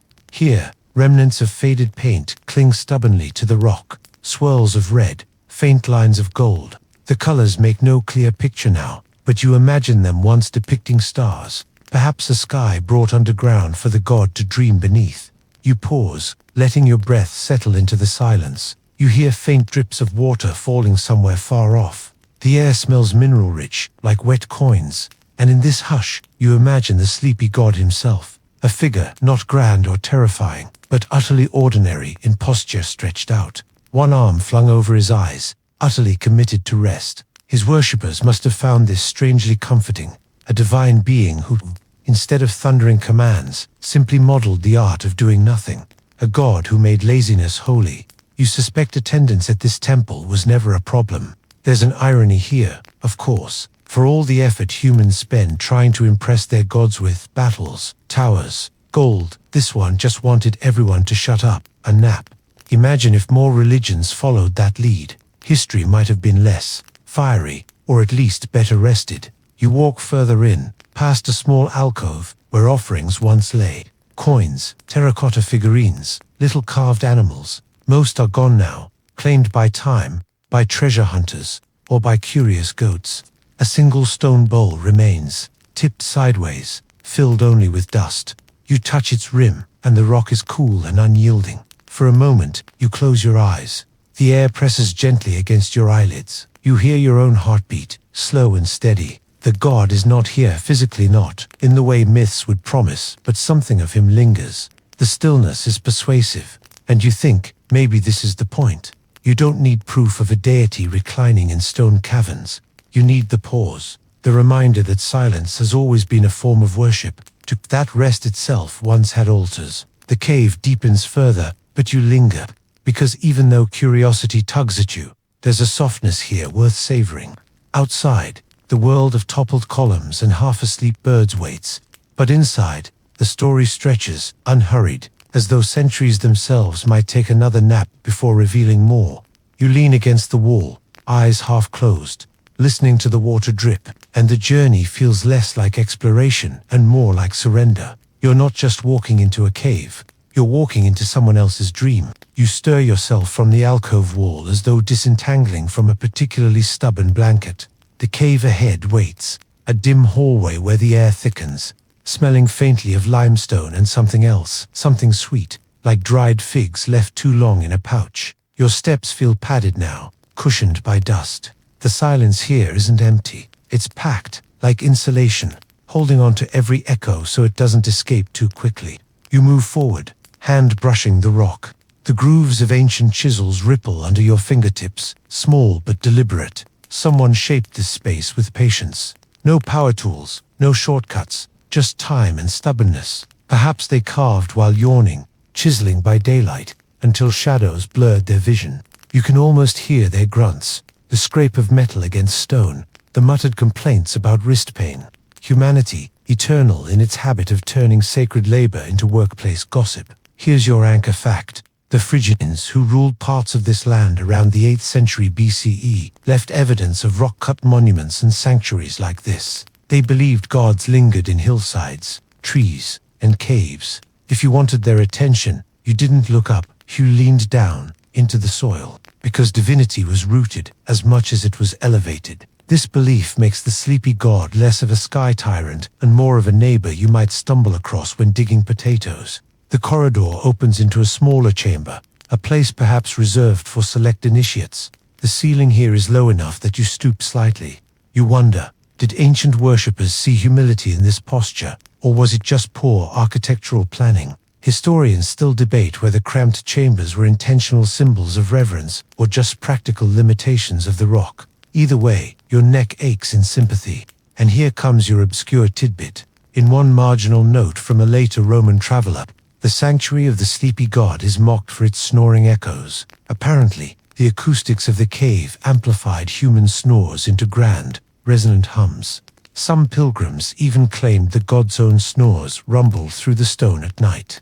You picture groups of anxious visitors trying to decide if that awful buzzing was divine thunder or just someone named Demetrius who had too much cheese before bed. You lower yourself onto a ledge carved into the wall. It's a seat, perhaps, or maybe a place for ritual items. From here, you notice patterns scratched faintly into the surface. Concentric circles, worn almost invisible. They look like ripples spreading across water, though frozen a symbol, perhaps, of dreams widening outward, or maybe just doodles left by someone waiting for their turn at a sacred nap. Scholars would call it cosmology. You'd call it killing time. The air presses closer now. The drip of water is less frequent here, almost hesitant. You find yourself blinking slower, shoulders sinking. It's contagious, this atmosphere, as though the cave itself wants to pull you into alignment with the god's stillness. You try to resist, but honestly, resistance is futile when the very stones seem to hum. Stray thought crosses your mind. How strange that entire communities centered their hope around slumber. In a world without medicine, without guarantees, they sought solutions in the theater of dreams. They made a god of sleep itself, because who wouldn't want a divine excuse to lie down when life got overwhelming? It almost feels more advanced than modernity, this willingness to sanctify rest. You run your fingers along the dusty groove of the circles, watching the faint powder cling to your skin. Then, with the sort of reckless curiosity that gets characters into trouble in myths, you press your palm flat against the stone. Nothing happens. Of course, no lightning bolt, no sudden nap attack, but still, the surface feels warmer than you expect.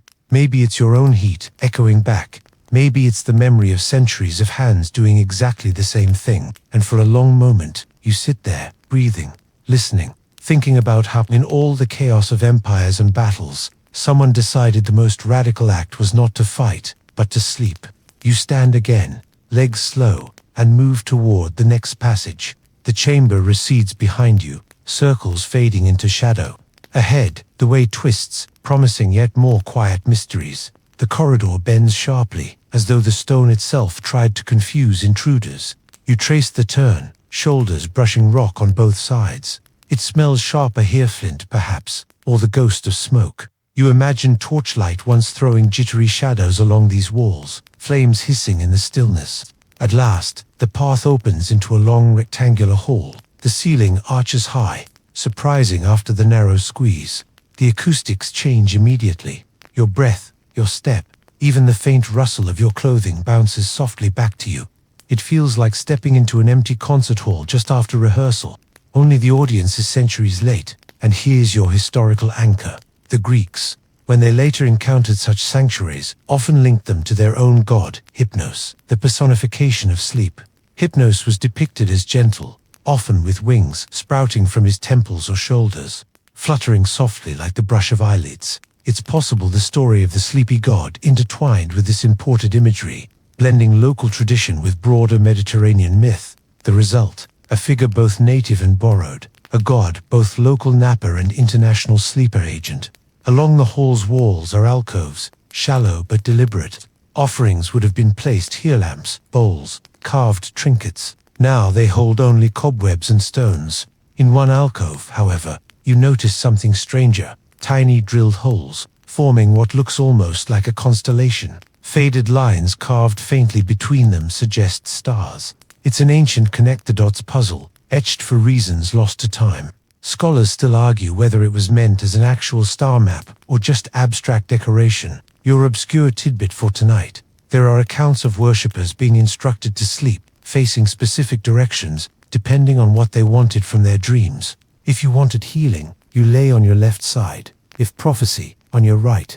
Wealth seekers supposedly had to lie flat on their backs. which probably led to some pretty uncomfortable nights on hard stone floors. Superstition or practicality, nobody knows, but it does sound like a spiritual version of rolling dice. You walk slowly down the hall, steps echoing like faint drums. The space feels staged for ceremony, though no priest chants now, no incense coils upward. You imagine rows of sleepers lined along the floor, breaths weaving together, the sound rising like a tide, some muttering in dreams, some twitching awake, all hoping for divine footnotes delivered through REM cycles. A ritual both intimate and absurd, hundreds of people politely ignoring each other as sleep quirks in the name of higher power. The far wall bears a faint relief, carved shallow into stone. It's hard to make out, worn by time and perhaps by moisture, but you squint and imagine the outline of a reclining figure. Horizontal, stretched out, head cradled, not heroic, not whore-like, just profoundly still. That's the altar, not a god in battle, not a ruler on a throne, but a sleeper who refuses to budge. And there's a strange power in that, to carve sleep into stone as if to say, this too is divine. This quiet thing you do every night, this act of surrender, is sacred. You run your fingers along the lines, feeling the absence where detail has faded. You wonder how many pilgrims traced these same grooves before you, hoping some essence of rest would pass into their own weary bones. Then, with almost comical timing, you hear a faint rumble. Not divine thunder, not the earth's voice, just your stomach. Apparently, holiness doesn't negate hunger. You laugh softly, the sound bouncing awkwardly in the empty hall. Imagine making offerings of naps while secretly wishing for bread. Humans have always had multitasking priorities. You step back, looking one last time at the reclining figure. Maybe it's symbolic, maybe literal, maybe it's just an artistic shrug. But standing here, you understand why entire generations return to this hall. The silence itself is persuasive. The hall doesn't end here. Beyond the relief, another dark passage stretches, a throat leading deeper. And so, once again, you step forward, pulled not by urgency but by the slow gravity of stone. The story lingers ahead, half asleep, waiting. The passage tightens again, narrowing like the throat of a bottle. You duck slightly, brushing your shoulder against cold stone. The air changes denser, heavier as though it's been trapped here for centuries, and now ice and tea sure it wants you borrowing any of it. Your breath sounds louder, your steps more deliberate. This is the point in a film where someone would say, "Are you sure about this?" But of course, there's no one here to ask. Only you and the low hum of silence. The floor dips downward, the rock beneath your feet, smoothed by centuries of passage. The idea that countless feet once walked here, pilgrims, priests, children clutching their parents' hands, makes you feel less like an intruder and more like someone drifting into an old, familiar dream. Here, your grounding fact. Anatolia wasn't only home to the Phrygians, and Greeks. It was a crossroad. Hittites before them, Persians after them, Romans crashing through later. Each empire left its fingerprints, like graffiti artists competing for space.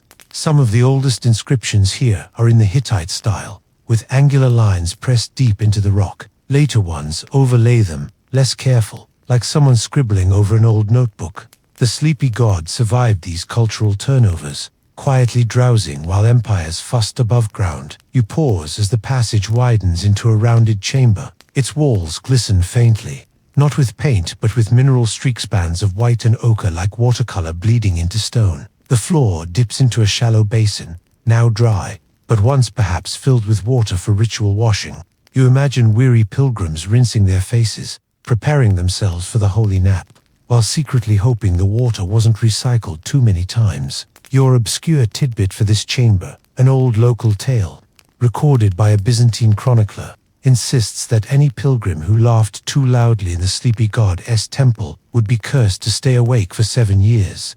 A terrifying punishment in a world without coffee. Of course, there's no evidence anyone was actually struck sleepless, but it does make you wonder how many pilgrims spent the night pinching their lips shut to avoid giggling at a neighbor's snore. The acoustics here are curious. Every sound feels sticky, clinging to the air a little too long. You cough lightly, and it echoes back as though reluctant to leave. You picture worshippers whispering prayers, their words caught, slowed, as though the god himself was stretching them into lullabies.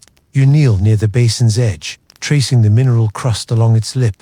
Tiny crystals glint faintly, catching what little light sneaks in from behind you. The surface is rough but delicate, flaking under your touch like a pastry left too long in the oven, and you wonder, not for the first time, if the god's slumber was voluntary or accidental. Did he close his eyes in defiance of the noisy world? Or did sleep simply claim him? One afternoon, like it does anyone who lies down just for 5 minutes. Historians still debate whether the myth grew from ritual practice or from natural caves, inspiring sleepy legends. Either way, the image persists. A divine figure who missed centuries because of a really good nap. You lean back against the wall, eyes half-lidded, imagining the chamber filled with bodies stretched out, each person listening for a dream, the weight of the rock pressing above them, the hush of water trickling nearby. Fear, hope, exhaustion all mingling into something both solemn and absurd. A drip of water echoes from somewhere deeper, pulling you out of your reverie. The path continues, curling like a question mark, and you push yourself up to follow. The next corridor tilts upward, and your legs protest slightly. Ancient pilgrims must have cursed this incline too, robes tangling as they climbed. At the top, the air grows thinner, drier. You notice fewer mineral streaks, more dust, and then light. A faint shaft filters through a narrow crack in the ceiling. You tilt your head, blinking at the sudden brightness. The crack must lead to the surface, a forgotten vent, or perhaps a deliberate skylight. The beam of light spills onto the floor in a perfect rectangle, like a spotlight for an actor who never arrived. This is your anchor fact. Many ancient sanctuaries incorporated openings for natural light, aligning them with solstices or equinoxes. A beam of sunlight at just the right time of year could strike the altar or relief, giving the impression that the gods themselves were waking. Perhaps here, too, the sleepy god's chamber once glowed at dawn, the light brushing across his carved form. Worshippers might have gasped, convinced they saw the divine stirring.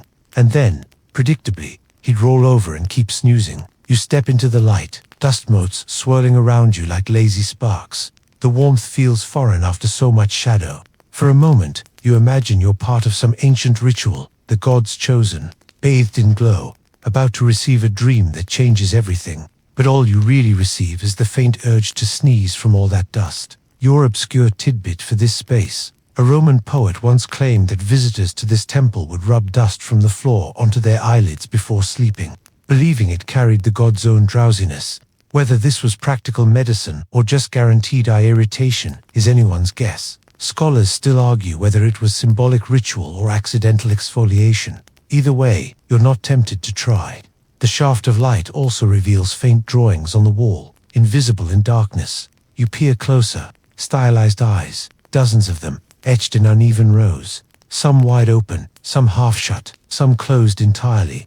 A mural of eyes, watching or perhaps dozing in sequence. You wonder if they represented the god's gaze, or the watchers of dreams, or just an artist experimenting with doodles that spiraled out of control. The air here carries a dry hush, almost expectant. You feel as though the light is urging you onward, pointing to the next passage. But you linger. You close your eyes, letting the sun's warmth press against your face. In the darkness behind your eyelids, you imagine the worshippers lying in this very spot, waiting for visions. Some would wake, claiming they'd seen prophecies, others with nothing but restless dreams of chores undone. Both, probably, insisted it was divine. You step out of the light, back into shadow, and the difference is immediate, like stepping from stage into wings, anonymity returning. Ahead, the path narrows again, curling deeper. You sigh softly, amused by how this cave seems determined to lull you, to slow every thought and step. Remember that spring you passed at the beginning. This feels like its echo. Water for the body there, light for the eyes here. The sanctuary feeds you one sense at a time, as though guiding you gently into surrender. And so you move on, leaving the shaft of light behind, your footsteps swallowed once again by stone. The passage curls downward again, a slow spiral that feels more intentional than random. Your hand trails the wall, gritty beneath your fingertips, as though the rock has been sighing dust for millennia. The air grows damper, cooler, and a faint smell of something vegetal creeps in, like roots or moss pushing their way stubbornly through stone. Your steps quicken slightly, curiosity tugging you, until the spiral suddenly widens into a circular chamber. The walls are lined with niches, small rectangular cutouts that look like shelves. Most are empty, shadows gathering inside them, but here and there you see a shard of clay, a fragment of carved wood, blackened with age, offerings, or storage, or both. Here's your historical anchor. Archaeologists have documented that in Phrygian sanctuaries, votive offerings often included miniature furniture tini, chairs, beds, and couches carved from wood or stone. They were symbols of hospitality to the gods, as though saying, "Please, make yourself comfortable, recline." You imagine this chamber filled with rows of miniature beds, all lined up neatly, a divine dollhouse of nap furniture. And tonight's obscure tidbit, one particularly odd find in a nearby site, was a clay model of a pillow, inscribed with the words, "Rest me." No one is entirely sure if it was meant for the god, or as a charm for the worshipper, his own bed. Scholars still debate whether this was devotional sincerity or ancient sarcasm immortalized in pottery. You walk to the center of the room, where the floor dips into a shallow circle.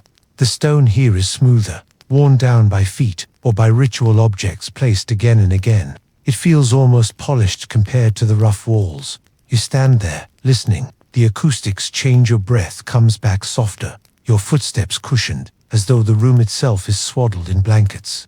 The niches seem to lean toward you, filled with absence but heavy with suggestion. You picture ancient visitors carefully setting down their offerings, whispering prayers as they tuck their miniature beds into the shelves. You imagine priests nodding solemnly, pretending not to judge the craftsmanship, and you realize this god didn't demand grand pyramids or golden statues, just a bed, a couch, a pillow, the bare essentials of rest. Maybe that's why he lasted through so many cultural turnovers. After all, everyone understands the universal holiness of lying down. You sit briefly on the floor, back against the cool stone, staring up at the shadowy ceiling. You wonder whether the god's nap is still ongoing, centuries later, somewhere beneath this chamber. Or maybe he's already stirred, yawned, and decided humanity still wasn't worth the effort. The thought makes you smile. Then, faintly, you hear it, a soft drip, not of water but of something slower, thicker, sap, maybe, from roots intruding overhead. The sound is oddly hypnotic, like a clock without urgency. Each drop lands with a soft plink, echoing in the hush, a metronome for slumber. The spiral continues downward on the far side of the chamber. You rise reluctantly, brushing dust from your palms, and follow. The niches fade behind you, their shadows waiting patiently for the next dreamer who might never come. The descent grows steeper now. The air grows heavier, dense with moisture. Your skin prickles as though the cave has exhaled right onto you. The passage tilts into a narrow stair carved directly from the rock, uneven but deliberate. You grip the wall for balance, your fingers slipping on slick patches where water has seeped. At the bottom, the space opens suddenly into a cavern larger than any you've yet seen. The ceiling arches far overhead, vanishing into shadow. The air is cool, tinged with the metallic smell of underground streams. And indeed, you hear it before you see it. Water moving, softly, persistently. A pool stretches across much of the floor, its surface dark and glassy. The faint sound of dripping echoes across the chamber, but the water itself is still, like a mirror left untouched. You step to the edge, peering down, and catch a pale reflection of yourself, rippling faintly in the dimness. Here, your anchor fact. Sacred pools were a common feature in ancient sanctuaries of incubation, the practice of sleeping in a holy place to receive dreams. Water was believed to bridge worlds, reflecting not just bodies but the divine realm. Some temples even required pilgrims to drink or bathe before lying down to sleep. This pool, then, may have been a threshold, a boundary one crossed with closed eyes. Tonight, this obscure tidbit, one fragmentary inscription from a nearby site, records a man claiming he dreamed a fish whispering to him. The text ends abruptly, so we don't know what the fish said. Scholars still debate whether this was symbolic wisdom, a recipe for dinner, or just an overactive subconscious.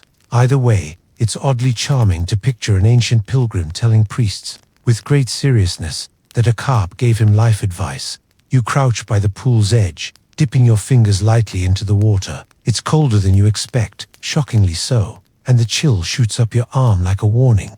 You withdraw quickly, watching the ripples spread across the surface.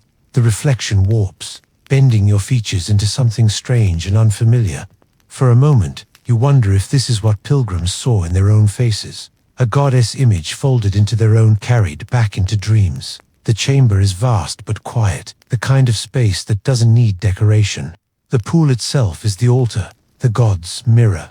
You imagine priests tending lamps along the edges, their flames glittering on the surface, multiplying into dozens of tiny suns. Sleepers stretched nearby, the water catching their breath, their murmurs. Perhaps the god's snores themselves rumbled through the ripples, making the surface tremble. You sit cross-legged by the water, staring into its darkness. The longer you look, the harder it is to distinguish reflection from depth.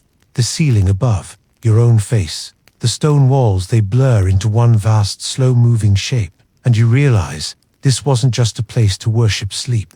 It was a place to practice it, to rehearse surrender, to look into water until you forgot where your edges ended, until dreams took over. You lean back, resting your palms on the stone floor, breathing with the rhythm of drips and silence.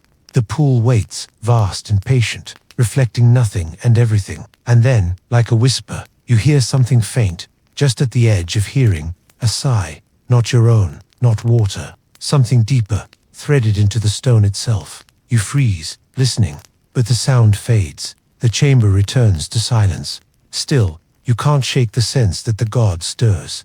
Somewhere beneath the water, dreaming in a voice too quiet for centuries to hear. You linger by the pool longer than you mean to, as though it has cast some spell of inertia over your body. Your limbs feel heavier, your eyes half closed, as if the cave has recruited gravity itself into the service of the sleepy god. You drag your fingers across the stone floor, tracing lines in the dust, like a child absent-mindedly doodling in the margins of a notebook. Eventually, you rise and follow the path that skirts the pool's edge. It leads into a lower, narrower passage, so tight you have to duck your head. The air smells of minerals again, with a faint sweetness underneath, almost like dried fruit forgotten in the back of a cupboard. You emerge into a chamber smaller than the last, but clearly important. The floor is flat and deliberately smoothed, the ceiling domed just high enough to make the room feel more intentional than accidental. And at its center lies a stone platform, low and broad, like a bed carved directly from the earth. Here's your grounding fact. Archaeologists studying incubation temples often find central platforms or couches, known as clini, where priests or chosen dreamers would recline. Sometimes these were used for sacrifices, though not here, thankfully, but often they were literal sleeping stations. This one, broad and bare, looks like it was meant for someone larger than human, a symbolic bed for the god himself. Your obscure tidbit. A Hellenistic commentator once scoffed that in one Anatolian dream sanctuary, the priests were paid not for prophecy but for snoring convincingly. Whether this was sarcasm or genuine testimony is lost to history. Scholars still debate whether this was satire directed at sleep temples or an unusually honest review from a dissatisfied customer.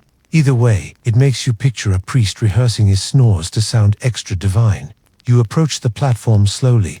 Its surface is smooth, almost too smooth, as if polished not by hands but by centuries of bodies reclining here. You rest your palm against it, and it feels warmer than the surrounding stone, though that could be your imagination. You imagine pilgrims lying here, murmuring prayers, waiting for dreams to seep in like water through cracks. The silence deepens. You hear your own breath echo back, doubled and softened. It feels as though the chamber is holding you, coaxing you to lie down, to try the platform yourself. And for a dangerous moment, you almost do. You picture closing your eyes, surrendering to whatever visions this place has curated for thousands of years. But then you hesitate, because what if the god is still asleep here, and lying down beside him is less invitation and more intrusion? You straighten, forcing yourself to step back. The platform remains, patient, unoccupied, waiting. The chamber's walls are etched faintly with lines you can barely discern in the dimness. Circles overlapping circles, a geometry of repetition. They could represent dreams expanding, or the cycles of time itself looping endlessly, while the god ignores them. Or maybe they're just a bored priest's version of doodling. Either way, they're strangely calming, as though the wall itself is breathing in patterns. You stand there longer than you mean to, lulled into stillness. Before you remember, the passage continues beyond this chamber. You take one last look at the empty stone bed, and then step onward, resisting its invitation to stay. The corridor beyond narrows again, pressing in like a throat that doesn't want to be swallowed. Your steps echo oddly here, doubling back in strange rhythms. You clap your hand lightly once, just to test the sound, and it returns, not as a sharp echo but as a soft hum. The walls are curved in a way that seems to bend sound, smoothing it, reshaping it. Eventually, you stumble into another chamber, smaller but stranger. Its walls are carved with deep recesses, each one shaped vaguely like an ear. Dozens of them, large and small, as if the room itself were listening. Here's your historical anchor. In many ancient dream cults, prayers were spoken aloud at night, whispered into the dark for the god to hear before sending a dream. Some sanctuaries even had designated listening walls where worshippers believed their words could pass directly into divine hearing. This chamber, with its carved ears, might have been a literal visualization of that idea. Your obscure tidbit for this chamber. One fragmentary inscription found elsewhere records a pilgrim's complaint. Apparently, he whispered his request 3 nights in a row and still received no dream. The note ends with him sarcastically suggesting that perhaps the god was hard of hearing. Historians still debate whether this was a genuine grievance or the ancient equivalent of leaving a 1-star review on a temple wall. You step closer to one of the carved ears, its hollow cool beneath your palm. You lean in and whisper softly, though you don't even know what you're saying. Just nonsense, half a sigh. The sound seems to disappear into the stone, and you realize this god wasn't just about sleep. He was about listening, about silence long enough for your own thoughts to come back to you, reshaped as dreams. The ears carved here may have been symbolic, but the act of whispering, of unburdening yourself to stone, was real enough. The room is quiet except for the faint drip of water somewhere. You pictured dozens of pilgrims crowded in here, each leaning toward a carved ear, whispering their anxieties like gossip. The effect must have been surreal. A room full of murmurs, each person convinced the stone was paying attention. And maybe it was. Maybe that's the trick. That stone, in its silence, was a better listener than most humans. You lean back, staring at the wall of ears. They feel oddly alive, as though straining to hear what you'll say next. But you have nothing more to offer, so you bow your head slightly in acknowledgement, like thanking someone who has already gone back to sleep, and continue toward the next passage. The ears fade into shadow behind you, their hollows echoing faintly in your imagination. Ahead, the cave bends deeper, promising yet more layers of silence. The corridor slopes downward once more, and you notice how the temperature seems to shift with every bend.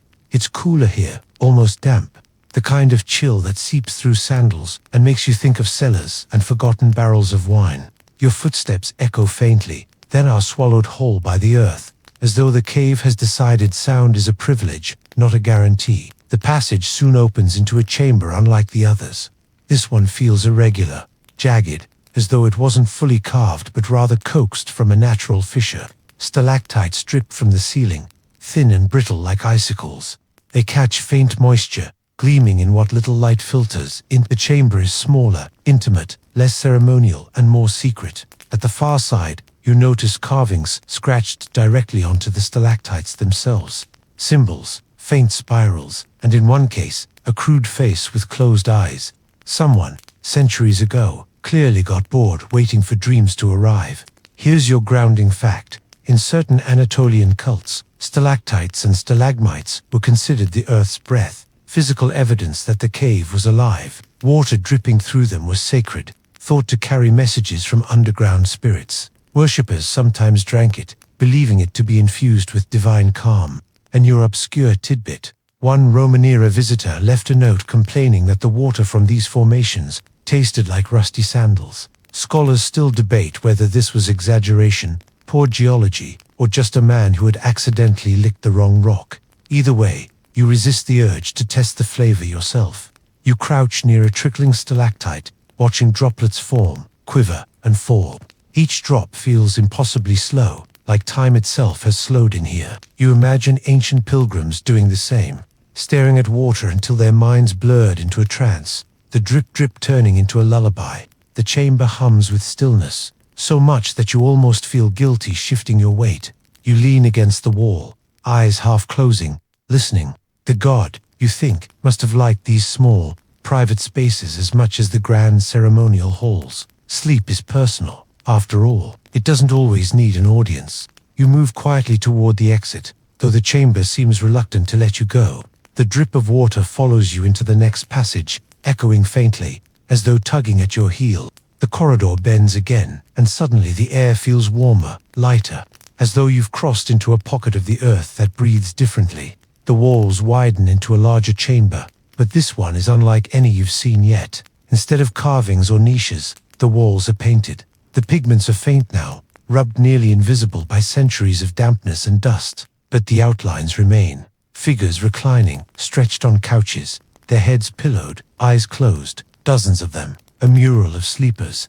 Here's your anchor fact. In many Mediterranean cults, painted processions of worshippers were depicted in temples, people shown mid-ritual, frozen forever in art. This mural unusually depicts not feasts or sacrifices, but sleep. Entire walls covered with figures simply lying down. It might be one of the earliest visual celebrations of rest as a sacred act. Your obscure tidbit for tonight. A medieval traveler who stumbled into this chamber centuries after it had been abandoned wrote that the mural looked like a banquet where everyone had died mid. He wasn't wrong, though the figures are not skeletal or frightening, just profoundly horizontal. Scholars still debate whether the imagery was symbolic of eternal rest or literal instructions for pilgrims to imitate. You walk slowly along the wall, fingers hovering just above the painted figures. Their faces are simple, almost identical, as though the artists didn't care about individuality. Each sleeper looks the same, merging into a collective dream.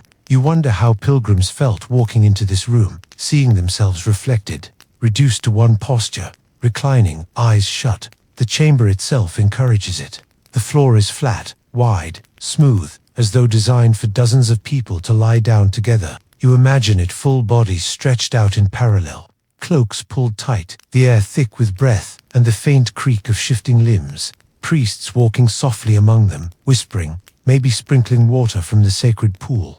You pause in the center, looking around at the painted sleepers. It feels eerie, but also oddly comforting. This was a place not for activity, not for noise, but for collective stillness. A room dedicated to doing nothing together. And you smile faintly at the thought. Imagine telling someone today you're off to a temple where the main ritual is napping. It sounds ridiculous. And yet, maybe the ancients were onto something. Sanctify rest, and you create a culture that values slowing down. No productivity quotas, no endless to-do lists, just silence, breath, dreams. You sink to the floor for a moment, lying back, staring at the painted ceiling. It, too, has faded stars and swirls, suggesting night sky above. For a moment, you feel as though you're outdoors, lying in a field. The rock beneath you is firm, but strangely reassuring, like the hand of the earth itself. Your eyes close almost involuntarily. The chamber breathes softly around you, painted figures watching or dreaming above, and then you pull yourself up again, groggy but determined. The story isn't finished yet. The passage waits at the far end, promising deeper layers of stillness. You brush dust from your cloak, glance one last time at the painted sleepers, and step forward. The corridor that follows seems quieter than all the rest does, though the walls themselves have thickened to smother every stray sound. Your own breath feels intrusive here, a clumsy instrument playing in an orchestra of silence.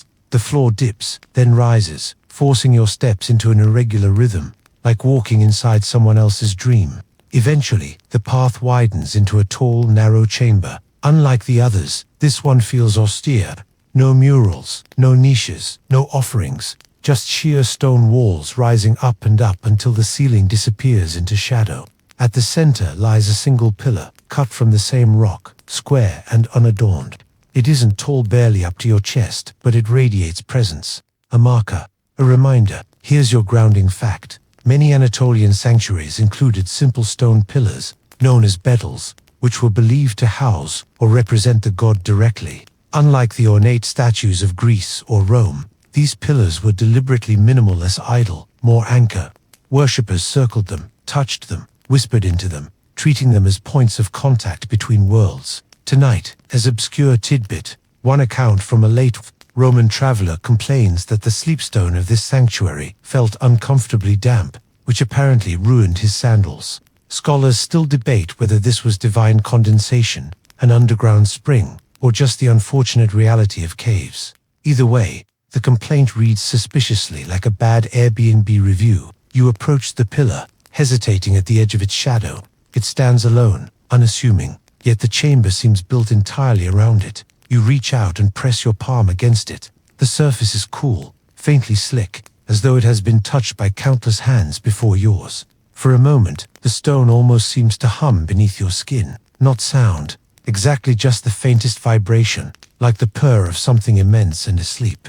You imagine worshippers circling it slowly, chanting in low voices, their footsteps soft on the stone floor. Then they would lie down around it, eyes closed, waiting for dreams.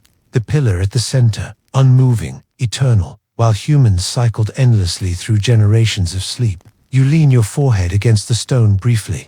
The coolness spreads into your skin, calming, though a little too much like leaning on a refrigerator door in the middle of the night. You whisper something, not a prayer, not even words, just a murmur.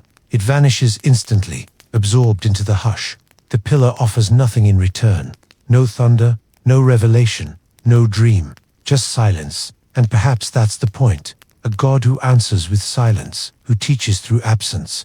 A God whose greatest gift is to say, rest. You pull back, exhale softly, and step toward the next corridor. The pillar remains behind, still and watchful, as though it has no intention of ever moving. The tunnel that follows is low, forcing you to crouch. Dust clings to your hands and knees as you crawl, each movement deliberate, your breathing loud in the confined space. The air tastes of stone and dryness, ancient and mineral-rich. Just when you begin to wonder whether this path is a mistake, the tunnel opens again suddenly, shockingly into a vast chamber. The scale is disorienting.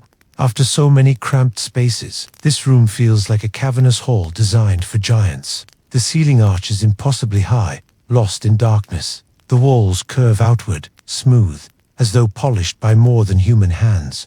And at the far end, barely visible in the dimness, lies a massive stone figure. It is reclining, not finely carved, not detailed like a statue, but shaped unmistakably as a body stretched along the floor. Head tilted to one side, one arm folded across the chest, the other draped downward. The face is vague, features blurred by time and erosion, but the posture is clear. This is the sleepy god. Here's your grounding fact.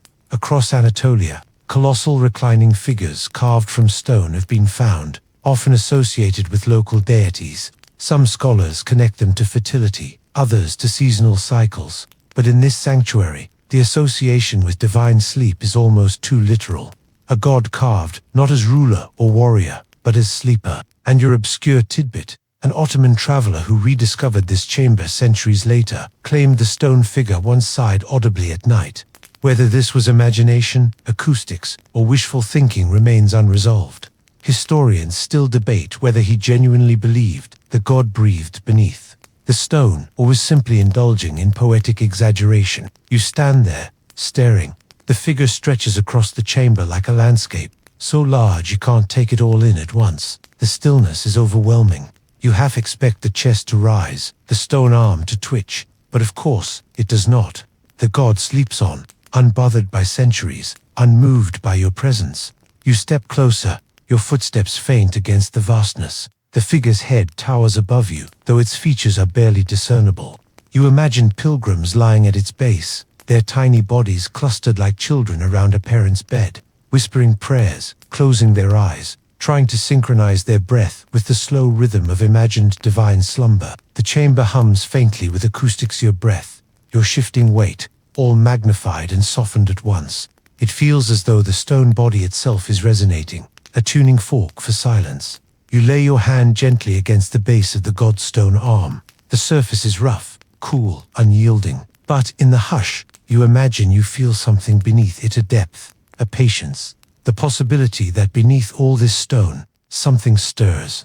For a moment, you close your eyes, leaning your forehead against the ancient carving, and in the darkness behind your eyelids, you almost see it. Not a figure of stone, but a presence, immense and quiet, dreaming the centuries away. You pull back slowly, eyes adjusting to the dim chamber once more. The god does not wake, of course not. He has perfected the art of ignoring everything, including you. The chamber extends further beyond the figure, shadows beckoning. You take one last look at the stone sleeper inched, eternal land, then step onward. Following the curve of the cavern into deeper dark, the chamber curves gently behind the colossal figure, narrowing again, though never fully losing its sense of immensity. You walk slowly, as though the stone god's presence lingers even after you leave its side. Your footsteps echo faintly, softened as though muffled by invisible curtains. The air is cooler here, tinged with a faint mineral sweetness, like water that has been resting underground for centuries and grown too shy to move. The passage ends not in another hall, but in a rounded alcove, smaller, humbler. The ceiling lowers enough that you instinctively bow your head. In the center lies nothing at all, just bare stone, smooth, faintly polished by time. A final chamber, stripped of murals, pillars, ears, or beds. No inscriptions, no offerings, just stillness. Here, your grounding fact. Many ancient sanctuaries ended in a space known as the Aditana place, restricted even from most worshippers, where silence was absolute. It was not about decoration, but emptiness. Emptiness itself was the altar. The god didn't need gold or marble. The god required space, pause, vacancy. Your obscure tidbit.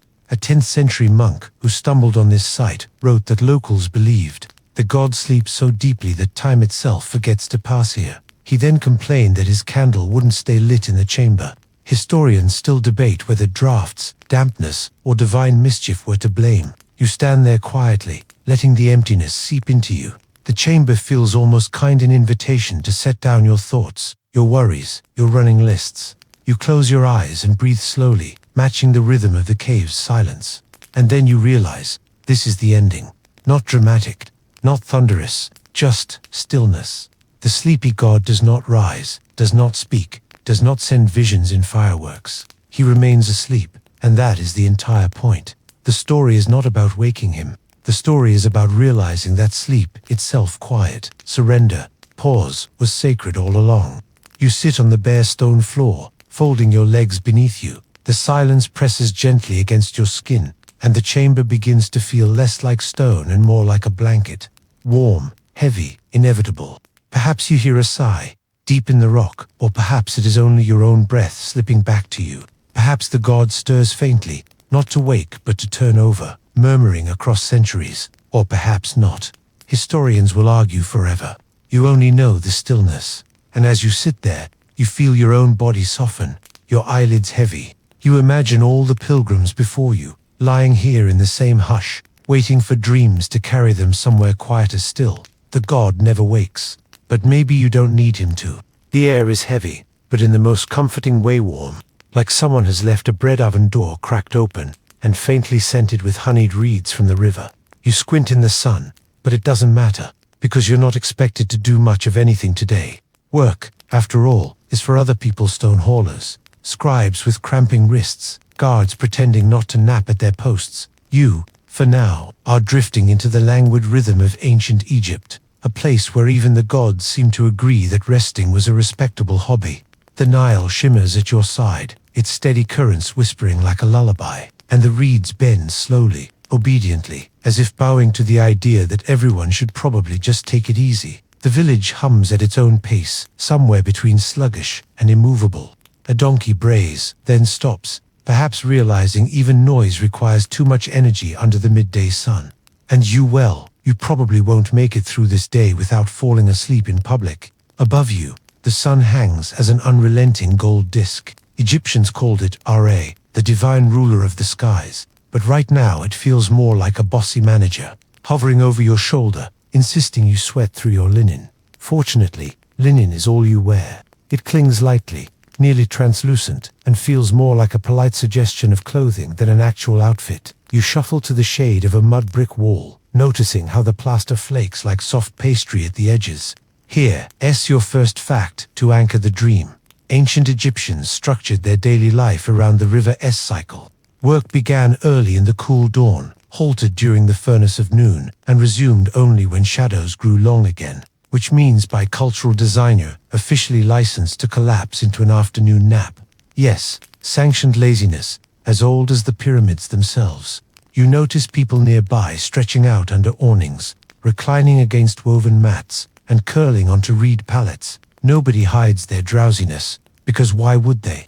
Sleep is seen as an echo of death, but a friendly, practice version, like trying on your funeral clothes for fun. Strangely comforting, if you don't think about it too long. As you drift, you hear a vendor muttering about dried fish and figs. his voice trailing like a lullaby, and you wonder what the gods dream about. Scholars still debate whether Egyptians believed dreams were direct messages from deities or simply a side effect of too much beer brewed with half-baked bread. Either way, people took naps seriously enough to keep dream interpreters on retainer. Imagine telling your boss today that your sick day was sponsored by RA, whispering in your sleep. You press your head against a woven cushion, its texture scratchy yet grounding, and catch sight of something peculiar.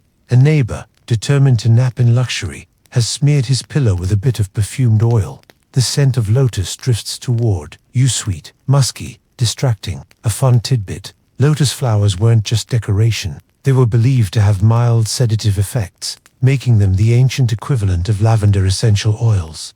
Except, unlike your $12 aromatherapy candle, these were plucked fresh from the riverbank by someone willing to risk mosquito bites. The cicadas hum like tiny rattles, and your eyes grow heavy. A cat slinks past, tail swishing with the arrogance of a creature that knows it was worshipped before memes.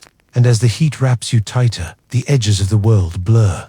The Nile, the reed mats, the soft murmur of gossip, they all melt into one warm haze. Now, let's ease into tonight's journey, letting the day slow to the pace of your breathing, one long exhale at a time. When you wake, it isn't dramatic. There's no alarm, no buzzing phone, no reminder that your boss has scheduled a quick meeting that lasts an hour. You simply stir as shadows lengthen, realizing the world has shifted slightly while you drifted. The air feels less oppressive, like someone turned the oven dial down from roast chicken to gently warming bread. You sit up, brushing straw from your arm, and notice other nappers rising too, like a quiet choir of yawns. It's not just youth, this is communal. Everyone naps, then everyone resumes. Productivity, it turns out, is a flexible concept when your god is a giant ball of fire that dictates when it's safe to leave the shade. Down the lane, children play with knucklebones, tossing and catching them with squeals of laughter. Their parents eye them indulgently, perhaps remembering that they too once had energy before the heat trained them otherwise. A scribe unfurls a papyrus scroll, his reed pen tapping impatiently, as though he resents having to work in a society where naps are both an expectation and an interruption. Ancient Egypt, after all, ran on paperwork as much as on grain and stone. Records of harvests, taxes, even who borrowed a neighbor's goat all documented meticulously. You might find yourself wondering whether scribes sometimes accidentally smudged the ink after a nap. Excusing mistakes as the will of Thoth, god of writing, here's your historical anchor. Egyptians believed the afternoon rest was part of a divine rhythm tied to the journey of Ra across the sky. Just as the sun god traveled to the underworld at night, so too did humans mimic the cycle by slipping briefly into darkness midday. Sleep was not weakness, but a rehearsal for eternity. Try telling that to your modern-day productivity app. Nearby, a merchant fans himself with a palm frond, muttering about how even the crocodiles are probably napping. And honestly, he isn't wrong. Crocodiles bask lazily by the river, conserving their energy, occasionally opening their jaws wide in what looks suspiciously like a yawn. Imagine being an apex predator and still needing a midday break. Truly relatable. One obscure little detail floats by as you wander through the streets. Some households owned headrests instead of pillows. Made of wood or ivory, they were curved supports meant to keep your head cool and protect elaborate hairstyles. Not exactly soft or cuddly, but effective. You picture yourself balancing on one and wonder if chiropractors in 1500 BCE were a booming business. Probably not, though your neck would have staged a rebellion. You pass a wall painting of servants presenting platters of food, bread, onions, beer offerings, to a noble family. The nobleman depicted seems eternally frozen in a serene half-smile, as though he too just woke from a refreshing nap and is still deciding whether to get up or roll back down. Historians still debate whether such paintings captured real leisure practices or were simply idealized propaganda. Because let's face it, no one smiles like that after being woken mid-nap. A breeze drifts in from the river, and you follow it instinctively. The banks are alive with reeds, birds flapping lazily, and the occasional splash of a fish. You notice fishermen pulling up their nets with quiet patience, the kind that only comes from knowing the river will feed you if you give it time. And there, at the edge of the bank, a woman reclines on a reed mat, her baby asleep beside her, both wrapped in the hum of the water. It dawns on you that naps are not just survival here, They are woven into the fabric of existence. They bind families, reset bodies, and carry dreams thought to be bridges to the divine.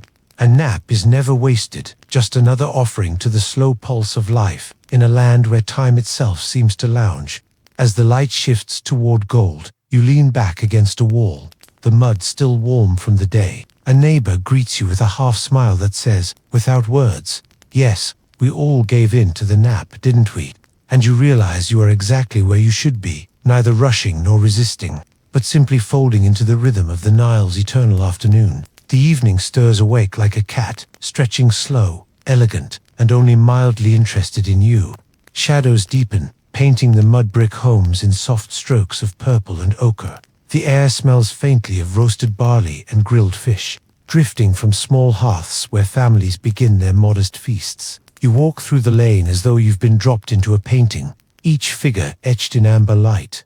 Your stomach reminds you that naps are only satisfying when followed by snacks. Fortunately, Egypt doesn't skimp on carbs. Bread, dense, coarse, and occasionally gritty with sand, is the staple of nearly every meal. You chew carefully. One bite feels more like a bread roll, the next like someone forgot to rinse the flour. Archaeologists have confirmed that ancient teeth wore down quickly from all the grit mixed into dough. So congratulations, you're eating history, literally grinding enamel for authenticity. Fact, for this chapter, bread and beer were considered the gifts of the Nile, fueling both peasants and pharaohs. Workers building the pyramids weren't paid in coins, but in loaves and mugs of thick beer that resembled liquid porridge. Imagine a paycheck today that comes in the form of artisanal sourdough and a lukewarm IPA. Actually, scratch that, don't imagine it. Around you, the chatter of neighbors rises. A fisherman complains about the fickle river, while a potter jokes that his jars are sturdier than the bones of men who skip naps. A child chases a chicken down the lane, shrieking with laughter until the chicken somehow wins the race. Life here is noisy, but not in the clattering, mechanical way, you know. It's soft noise, handmade and human, the kind of soundscape that doesn't interrupt a slow heartbeat. Then there's a strange little moment. You spot someone sprinkling salt over a doorway, not for flavor, but for magic. Egyptians believed salt could repel evil spirits, a protective charm slipped into the corners of everyday life. It's an obscure, oddly domestic ritual, like an ancient version of hanging garlic in your kitchen, but with fewer Italian recipes. You file it away, amused that history is built as much on habits of superstition as on grand monuments. You find a spot near the riverbank where others gather for the evening breeze. The water reflects the fading sky, turning silver, then indigo, like the Nile is borrowing fabrics from a celestial tailor. People lean back, sipping beer from ceramic mugs, and conversations drift into half-sung stories. Some speak of Ra's journey through the underworld, how he will battle serpents before rising again at dawn. Others gossip about whose goat wandered into whose field, which sounds less epic but carries equal weight in village politics. Historians still debate how much of this mythology was daily chatter versus temple recitation. Were people constantly invoking gods at supper, or was it just as common to complain about weeds in the barley? The truth probably lives somewhere in between grand theology, woven through small talk. The beer in your hand is thick, cloudy, more spoonable than drinkable. It's flavored with dates and honey, both to sweeten it and to distract from the fact that you're essentially drinking liquid bread. You sip anyway, realizing it's filling, soothing, and most importantly, the breeze cools your skin, and you feel the day folding itself away, like papyrus rolled tight. You listen to the hum of crickets, the occasional splash of a fish, and the low murmur of voices blurring into the rhythm of the night. Somewhere, a lyre strums gently, the notes trailing off into the dark. You realize something simple, something profound. Naps here are not interruptions, they are the hinges that hold the day together. The people of this world sleep in fragments, weaving wakefulness and dreaming into one continuous tapestry. And you, by surrendering to that rhythm, are no longer a stranger. You are part of the slow heartbeat of Egypt, lulled into belonging by bread, beer, and the endless patience of the river. The stars arrive like cautious guests at a banquet, one by one, until the sky is full. Above you stretches the Milky Way, dazzling, endless, a celestial river mirroring the Nile below. Egyptians believed this was the goddess Nut, her body arching protectively over the world, sprinkled with starlight. You tilt your head back, and for a moment, It feels as though the universe itself has tucked you beneath a cosmic blanket. The night is alive, but softly. Dogs bark in the distance, goats shuffle in their pens, and the occasional donkey punctuates the silence with a sigh that sounds oddly judgmental. You stroll through the settlement, noticing doorways lit by oil lamps, their flames flickering like tiny, stubborn suns. The air smells of smoke, bread crust, and the faint metallic temps of the river. A new fact drifts into your evening. Egyptians often went to bed early, but woke again in the middle of the night, sometimes to pray, sometimes to work, and sometimes to just stare at the stars. Sleep wasn't a single block of time, but a series of interludes, pauses, and restarts. In other words, insomnia wasn't a problem, it was practically a cultural norm. You can almost hear ancient voices saying, "Oh, you woke at 2 a.m. Great, let's grind some grain and tell a story." There's a small gathering near a courtyard where a storyteller has taken center stage. He gestures broadly, his voice rising and falling as he recounts the tale of Osiris, betrayed and resurrected. Children lean forward, eyes wide, while adults chuckle knowingly. Filling in details, the speaker embellishes. Myths are communal property here, endlessly retold, reshaped like clay until they fit the mood of the evening. Then comes the obscure tidbit. Some Egyptians believed that the soul could leave the body during sleep, wandering the world or visiting the gods, which is comforting if you enjoy astral travel, and slightly less comforting if you consider how many mosquitoes are waiting outside to welcome your unprotected form. You picture your soul politely excusing itself from your napping body, tiptoeing through the reeds, and you can't help but smile at the absurdity. The crowd laughs at a joke tucked inside the myth, something about Set being terrible at disguises. Like an actor who forgot his lines. Even in sacred tales, humor lingers. Life here doesn't separate the serious from the silly. Both are woven into the same linen cloth. As you wander on, the night deepens. The Nile gleams like spilled ink, and the reeds whisper secrets you're not meant to hear. A fisherman rows silently across the water, his torchlight bobbing like a willow. The wisp. In the distance, you see the faint outline of a temple, its columns looming against the stars, a reminder that even while people nap and dream, the gods never sleep. Historians still debate how much of daily life revolved around temple rituals versus private home practices. Was religion a constant weight, pressing on every action, or a quiet background hum? The answer, like most truths, probably shifts depending on whether you're a high priest or a woman grinding grain at midnight. You return toward your resting place, guided by the glow of lamps and the soft crunch of sand beneath your feet. The headrest you noticed earlier are curved wooden cradle weights by a mat woven from palm fibers. You hesitate, then settle against it, realizing it's less of a pillow and more of a polite suggestion for where your skull might perch. Surprisingly, it works. Your head feels lifted, your body cooled, and your thoughts loosen like knots undone. The sounds of the night blur together. A lyre playing faintly in the distance, the shuffle of animals bedding down, the rhythmic lap of water against stone. Your eyelids grow heavy, your breath slows, and you find yourself drifting again. Not into deep oblivion, but into a soft, watchful slumber. The stars above remain, patient as ever, reminding you that in this land, every nap is just a rehearsal for eternity. Dawn does not explode. Here it slides in, like a careful guest slipping off sandals at the doorway.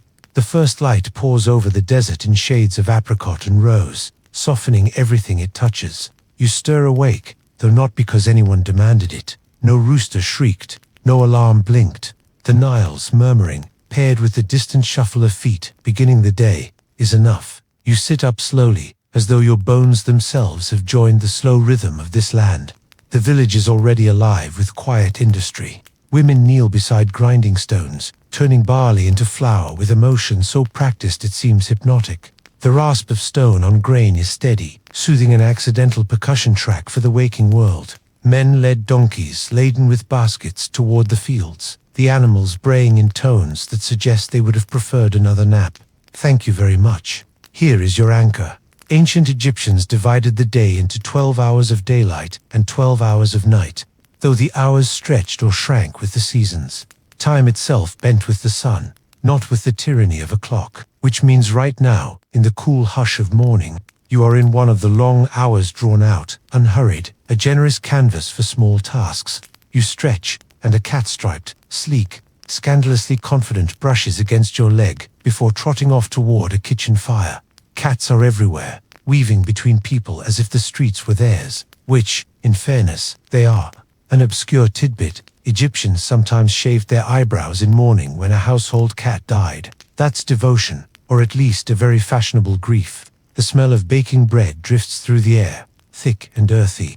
You watch as a woman pulls loaves from a clay oven shaped like an upright beehive. The bread is coarse, dark, and you imagine biting into it with cautious reverence, hoping not to discover a surprise pebble. The woman offers you a piece, and you accept, breaking it with your fingers, the crust cracking like old parchment. Children run past, laughing, their voices like bells. They carry small wooden toy spinning tops, carved animals that squeak faintly against the ground. You notice how their play mimics adult life. A boy pretending to row, a girl balancing a basket on her head. Games here aren't escapes, they're rehearsals for the future, wrapped in laughter. Historians still debate whether most ordinary Egyptians actually had time for such leisure, or if daily survival left little space for play. Yet the fragments of toys found buried with children suggest that even in hardship, joy was deemed essential enough to be carried into eternity. A neighbor greets you, pressing a mug of warm beer into your hands. Breakfast of champions. Apparently, it's thicker than last night's, closer to porridge, but oddly comforting. You sip, finding it both filling and soporific. Excellent choice if your goal is to nap again by mid-morning. The sun rises higher, spilling heat across the village. Already you feel its weight, pressing gently at first, then insistently, like a reminder that the world will slow again soon. Work hums on, but you know how this day will unfold. Early activity, then surrender to the inevitability of rest. Life here is a series of arcs and pauses, an endless cycle of waking, working, napping, and waking again. And so, with bread in your belly, beer in your hand, and the faintest pull of drowsiness returning, you find a shaded spot and lean back, letting the hour stretch until it folds. Egypt is a land that teaches you to respect the nap not as indulgence, but as a survival skill, a daily negotiation with the sun. The mid-morning air grows thicker, buzzing with flies that seem personally invested in your annoyance. You wave them off lazily, realizing resistance is futile. Nearby, a farmer wipes sweat from his brow, muttering that Ra is already climbing too high, too fast. The donkeys bray in sympathy. Everyone knows what comes next. The long descent toward midday, when shade becomes holy and even the loudest gossip quiets. You wander toward the fields, where rows of barley sway like golden sea foam. Workers bend low, sickles flashing in the sun. Their motions are rhythmic, almost hypnotic work, performed in patterns that echo chants. And chants there are. Low, melodic voices rise and fall, songs that bind sweat to purpose. The melody feels both weary and timeless, like the sound of generations laboring in sync with the river. Your fact for this chapter: Egyptian agriculture depended entirely on the flooding of the Nile. Each year, the waters spilled over, leaving behind rich black silt that nourished the crops. The floods were so central to life that calendars, rituals, and taxes revolved around them. Imagine living in a world where your landlord asks not for rent, but for a favorable river report. A breeze carries with it the faint smell of damp earth, mingled with sweat, hay, and animal musk. You pause at the edge of the field, watching a boy chase birds away with a sling. His laughter rings out every time he succeeds, and he pockets the stones as if each victory were treasure. Here's your obscure tidbit: Egyptians sometimes used trained cats, ibises, or even ferrets to guard granaries from rodents, which means the first security system in history may have involved a very smug cat stationed beside your wheat. Imagine explaining that to your insurance company. The heat builds steadily, pressing down on you like a heavy hand. Farmers retreat to shaded huts, laying tools aside with relief. Their midday meal is modest bread, onions, maybe dried fish butt, eaten with the reverence of the truly hungry. You're offered a bite of salted fish, its flavor sharp and briny, waking your senses even as your eyelids grow heavier. Historians still debate whether naps in the fields were deliberate pauses or unavoidable collapses. Did workers schedule their rests, or did they simply surrender when bodies refused to move? Either way, you notice how easily the land accepts sleep. Men curl in the shadows of palm trees, women lean back against baskets of grain, children collapse mid. You find your own patch of shade beneath a tamarisk tree. Its branches whisper above you, leaves rustling like distant rain. You lie back, the earth cool against your skin, and close your eyes. The sounds of the field donkeys shifting, flies buzzing, the low hum of a lullaby blur into one another. And here it is again, the nap. Not a luxury, not a secret, but the heartbeat of this place. You give in, drifting once more, as though the Nile itself were carrying you along in its slow, eternal current. When you wake, the world is tilted. The sun is no longer overhead, but lounging westward, as if it too has taken its nap and returned a little groggy. You sit up slowly, brushing dust from your arms, and listen.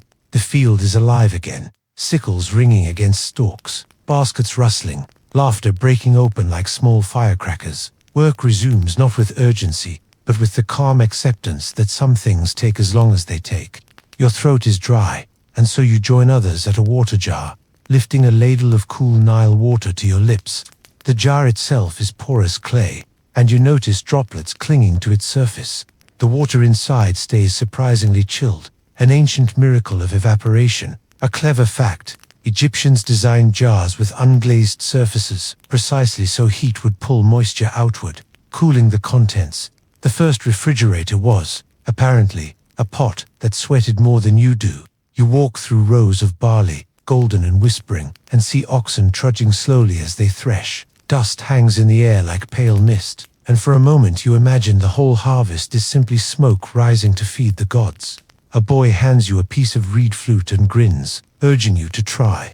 You blow, producing a sound so mournful that even the donkey nearby pauses to glare. Somewhere in the distance, someone chuckles. An obscure tidbit drifts in.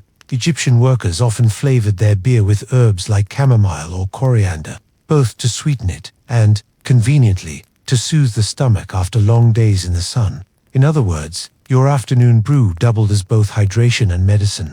You wonder if the modern craft beer industry is simply 4,000 years late to the party. The afternoon is filled with voices. Women sing as they gather bundles, the melodies weaving in and out of each other like threads. Men joke about the stubbornness of oxen.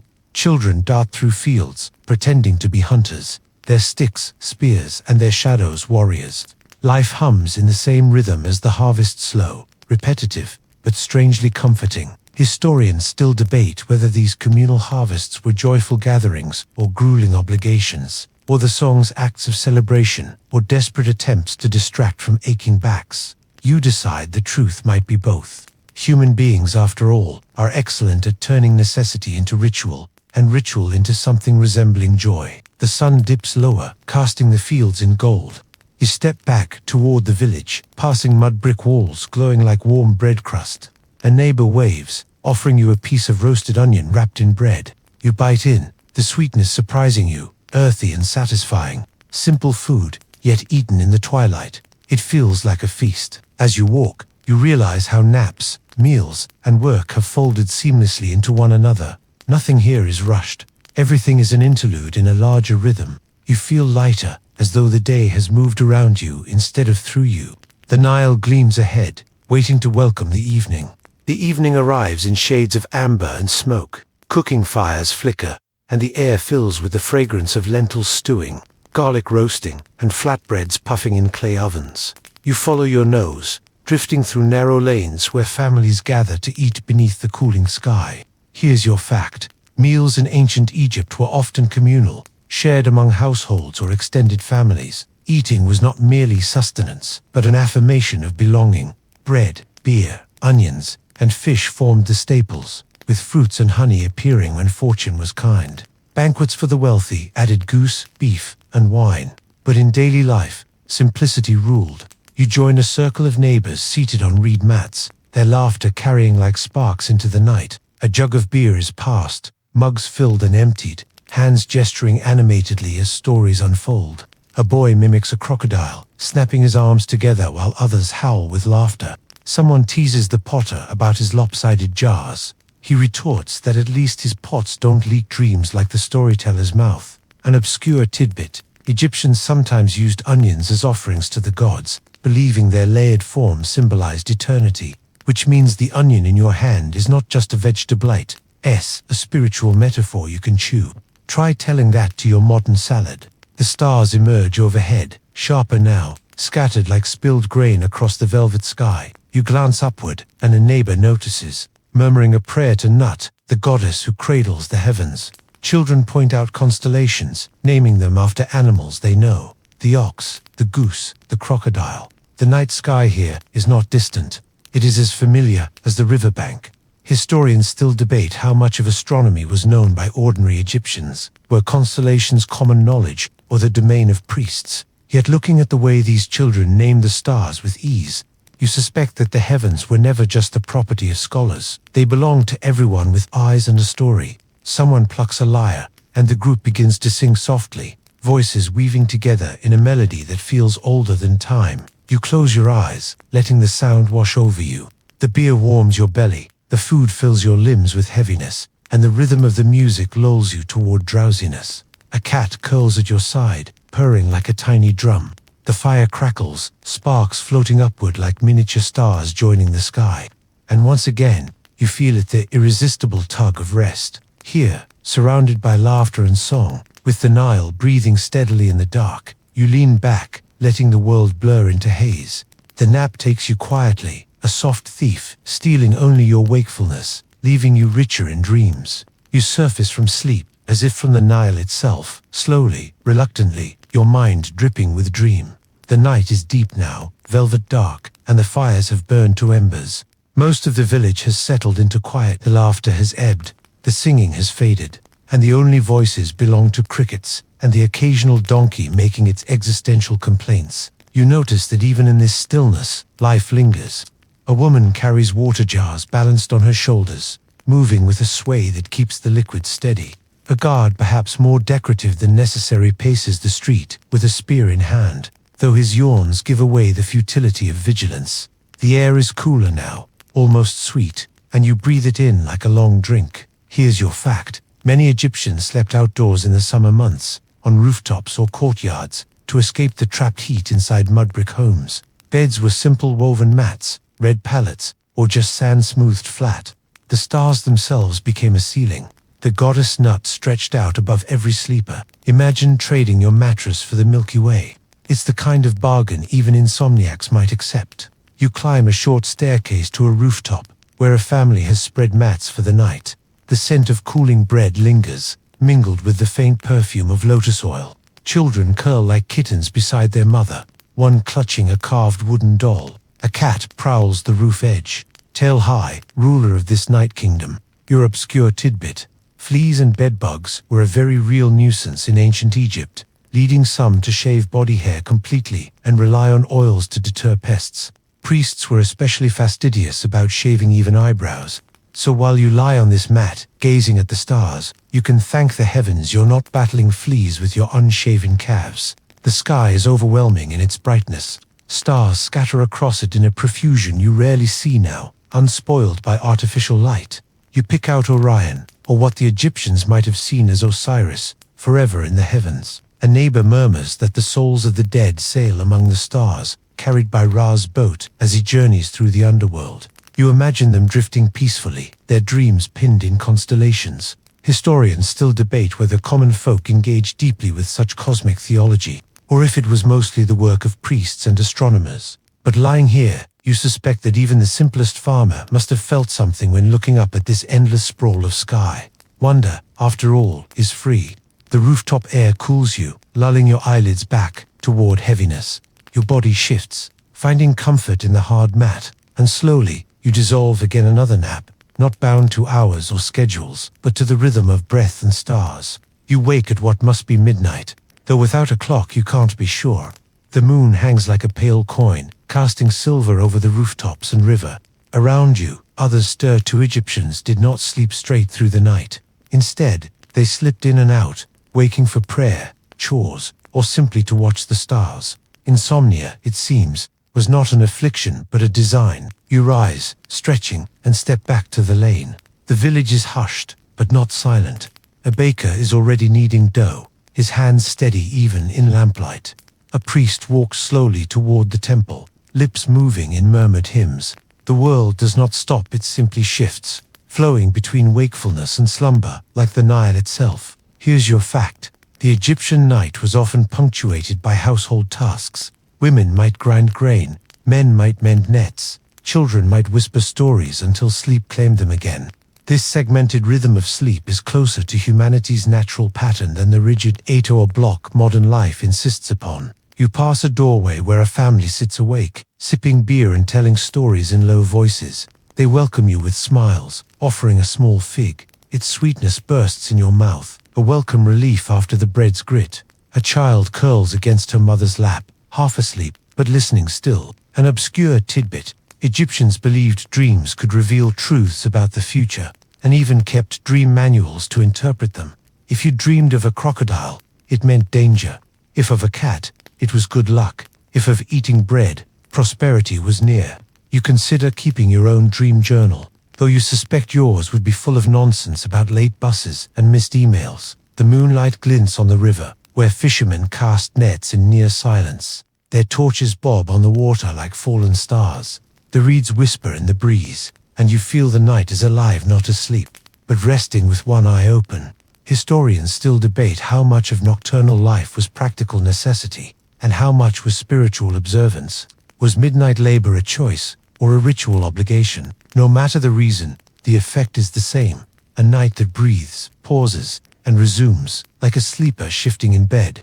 You return to the rooftop, sliding onto your mat again. The stars have shifted slightly, the sky deeper, the horizon quiet. You close your eyes, the sweetness of fig lingering, the murmur of voices fading, and once more, you let yourself slip into the half-world of Egyptian slumber, fragmented, tender, and unashamedly incomplete. Dawn creeps in with the softness of brushed linen, pale lights seeping across the rooftops. You stir awake for what feels like the third or fourth time in this endless cycle of sleep and waking.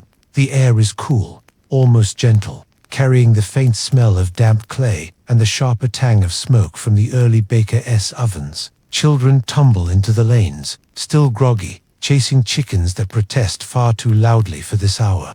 Women carry jars to the river, balancing them with the practiced elegance of dancers. Men gather tools, voices low, preparing once again for fields that await their patience. Life does not begin with haste. Here it trickles back like the Nile's returning flood, steady and inevitable. Your anchor for this section. Egyptians believed dawn was a sacred time, the daily victory of Ra as he rose from the underworld. Each sunrise was a small triumph of order over chaos. In temples, priests reenacted this drama with hymns and offerings, while ordinary folk simply acknowledged it by resuming their daily routines. Either way, the rising sun was never just weather, it was survival itself. You join a group heading toward the riverbank, their footsteps pressing soft patterns into the sand. The Nile glows with morning fire, rippling as though someone had scattered liquid bronze across its surface. Birds explode into the sky, their cries sharp and joyous, heralds of another day. And there it is, an obscure tidbit. Egyptians believed certain birds, like the ibis, carried sacred meaning, representing Thoth, the god of wisdom. Catching sight of an ibis at dawn was thought to be a sign of divine favor.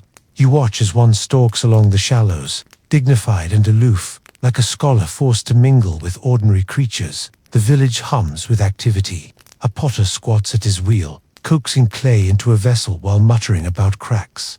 A fisherman repairs his net, fingers nimble despite the night's work.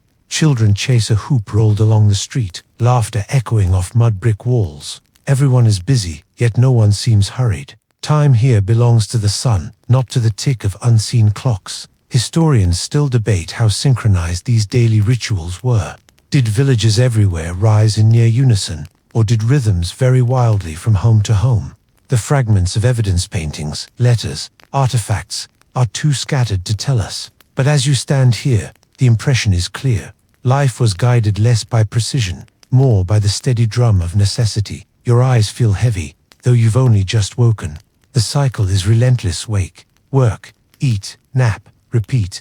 Even as bread is pulled from ovens and oxen are led to the fields, you know that before long, the heat will return and pull everyone back into the sweet arms of sleep. And so you stretch, take another sip of barley beer, and resign yourself to the inevitability of yet another nap waiting on the horizon. The sun climbs with renewed arrogance, spilling heat across the land until shadows shrink to near nothing.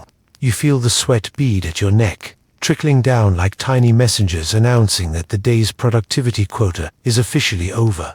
Around you, voices grow slower, sentences trail off, and shoulders slump. Here's your fact. Midday in Egypt was considered a liminal time, when the sun's intensity mirrored Ra's most vulnerable journey across the sky.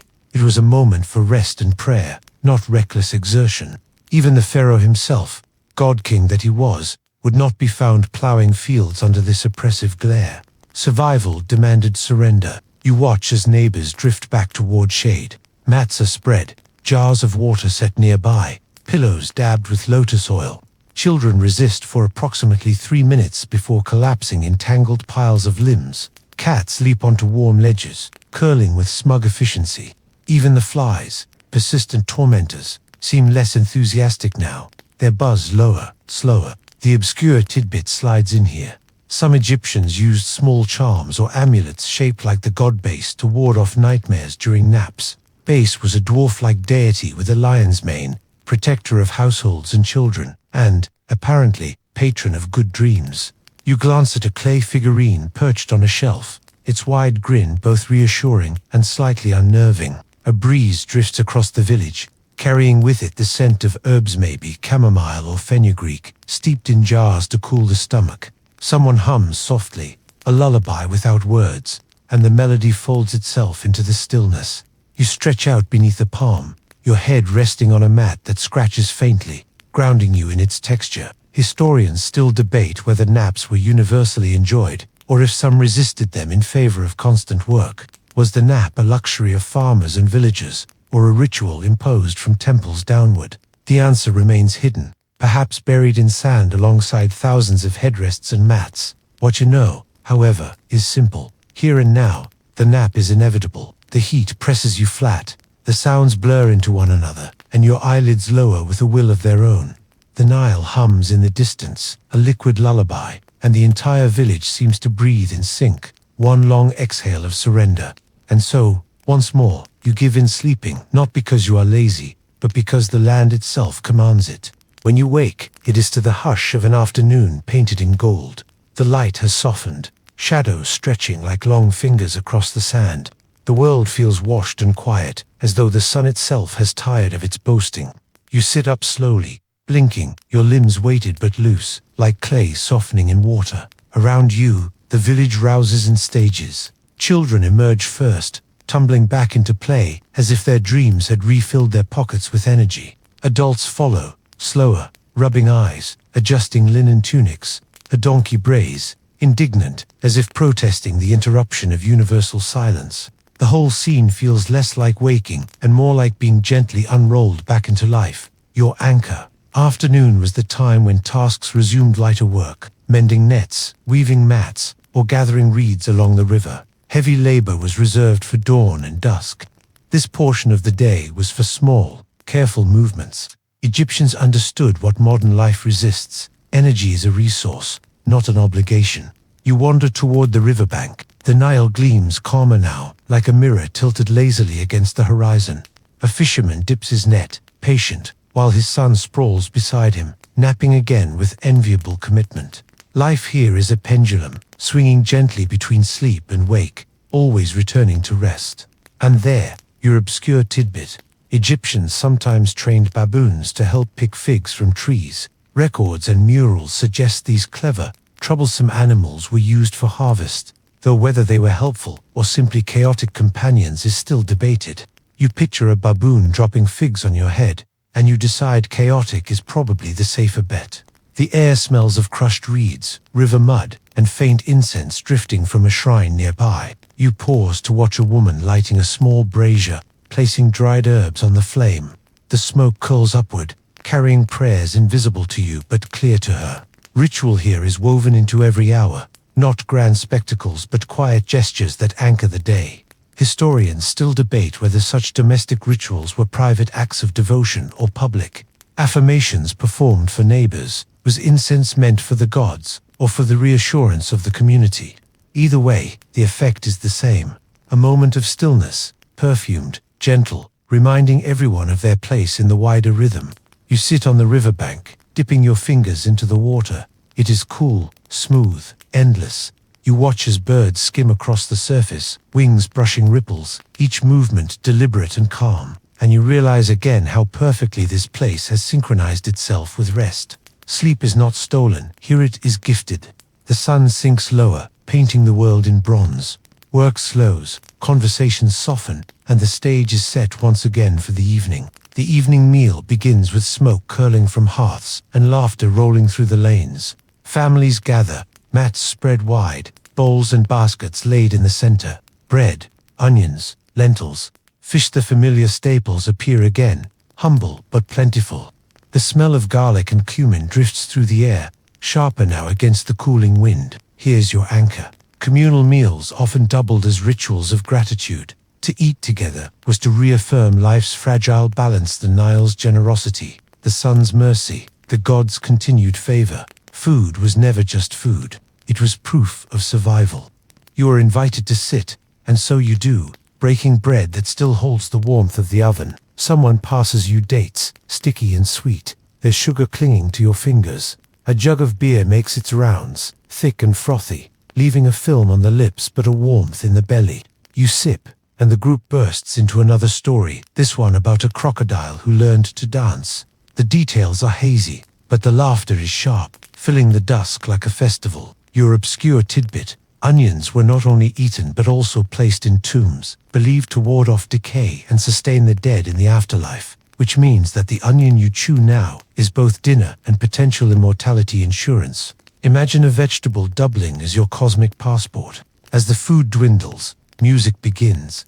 A lyre, a drum, the rhythmic clapping of hands. Children dance clumsily, adults join with graceful steps, and the whole courtyard pulses with sound. The stars above shimmer in approval, their light flickering like distant torches. Historians still debate how widespread such music and dancing were outside festivals and noble banquets. Were nightly dances common, or are these depictions idealized snapshots? What is clear, however, is that rhythm lived in Egyptian life through work songs, lullabies, and communal clapping that stitched people together.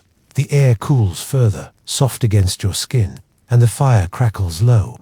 A cat curls at your side again, its purr thrumming like a tiny drum. Conversation drifts into softer tones, and one by one, people recline where they sit, sleep taking them mid-story. You lean back to eyelids heavy, the taste of dates still lingering on your tongue. The Nile murmurs in the distance, steady as breath, eternal as stars. And here, once again, you surrender not abruptly, but gently, as though sleep was simply another course of the evening meal. Night has returned in full, a cloak draped over the village, stitched with stars so sharp they seem close enough to touch. You wake briefly, though you are not sure if it is from habit, hunger, or simply because the rhythm of this place insists on broken sleep. The rooftops are quiet.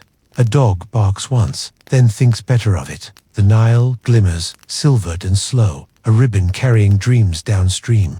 You wander the lanes, the air cool and forgiving against your skin. A priest passes, carrying a small lamp, his shadow stretched into odd shapes along the wall. Somewhere nearby, a mother hushes her child back to sleep, her voice softer than the river reeds, swaying in the breeze. The whole village feels wrapped in lullabies, some sung, some spoken, some existing only in the hush itself. Here's your anchor fact. In ancient Egyptian belief, sleep was not simply a biological pause, it was a small rehearsal of death, a temporary journey into the world of shadows. Waking was resurrection, proof that the cycle continued, proof that order had not collapsed into chaos. Each nap, no matter how brief, was a spiritual rhythm echoing eternity. And your obscure tidbit for this last step: Egyptians sometimes carved little dream books, collections of symbols and their meanings. They were practical guides for the half-world of slumber. Dreaming of drinking warm beer might mean prosperity. Dreaming of walking in sand could warn of arguments ahead. They treated the night's nonsense with the seriousness of state business, as if even the absurd had cosmic weight. Historians still debate whether these dream manuals were used widely or kept mainly by priests. Did every household interpret their nightly visions, or was it the privilege of scribes? The fragments are too few to know, but what is certain is that dreams mattered, that naps and midnight waking carried significance beyond mere rest. You settle back onto a rooftop mat, letting the cool fibers cradle your body. The stars are thick above you, unblinking. The Nile hums its eternal lullaby, and slowly, the sounds and scents of Egypt dissolve into softness, bread cooling in ovens, cats stretching, reeds rustling, hearts slowing.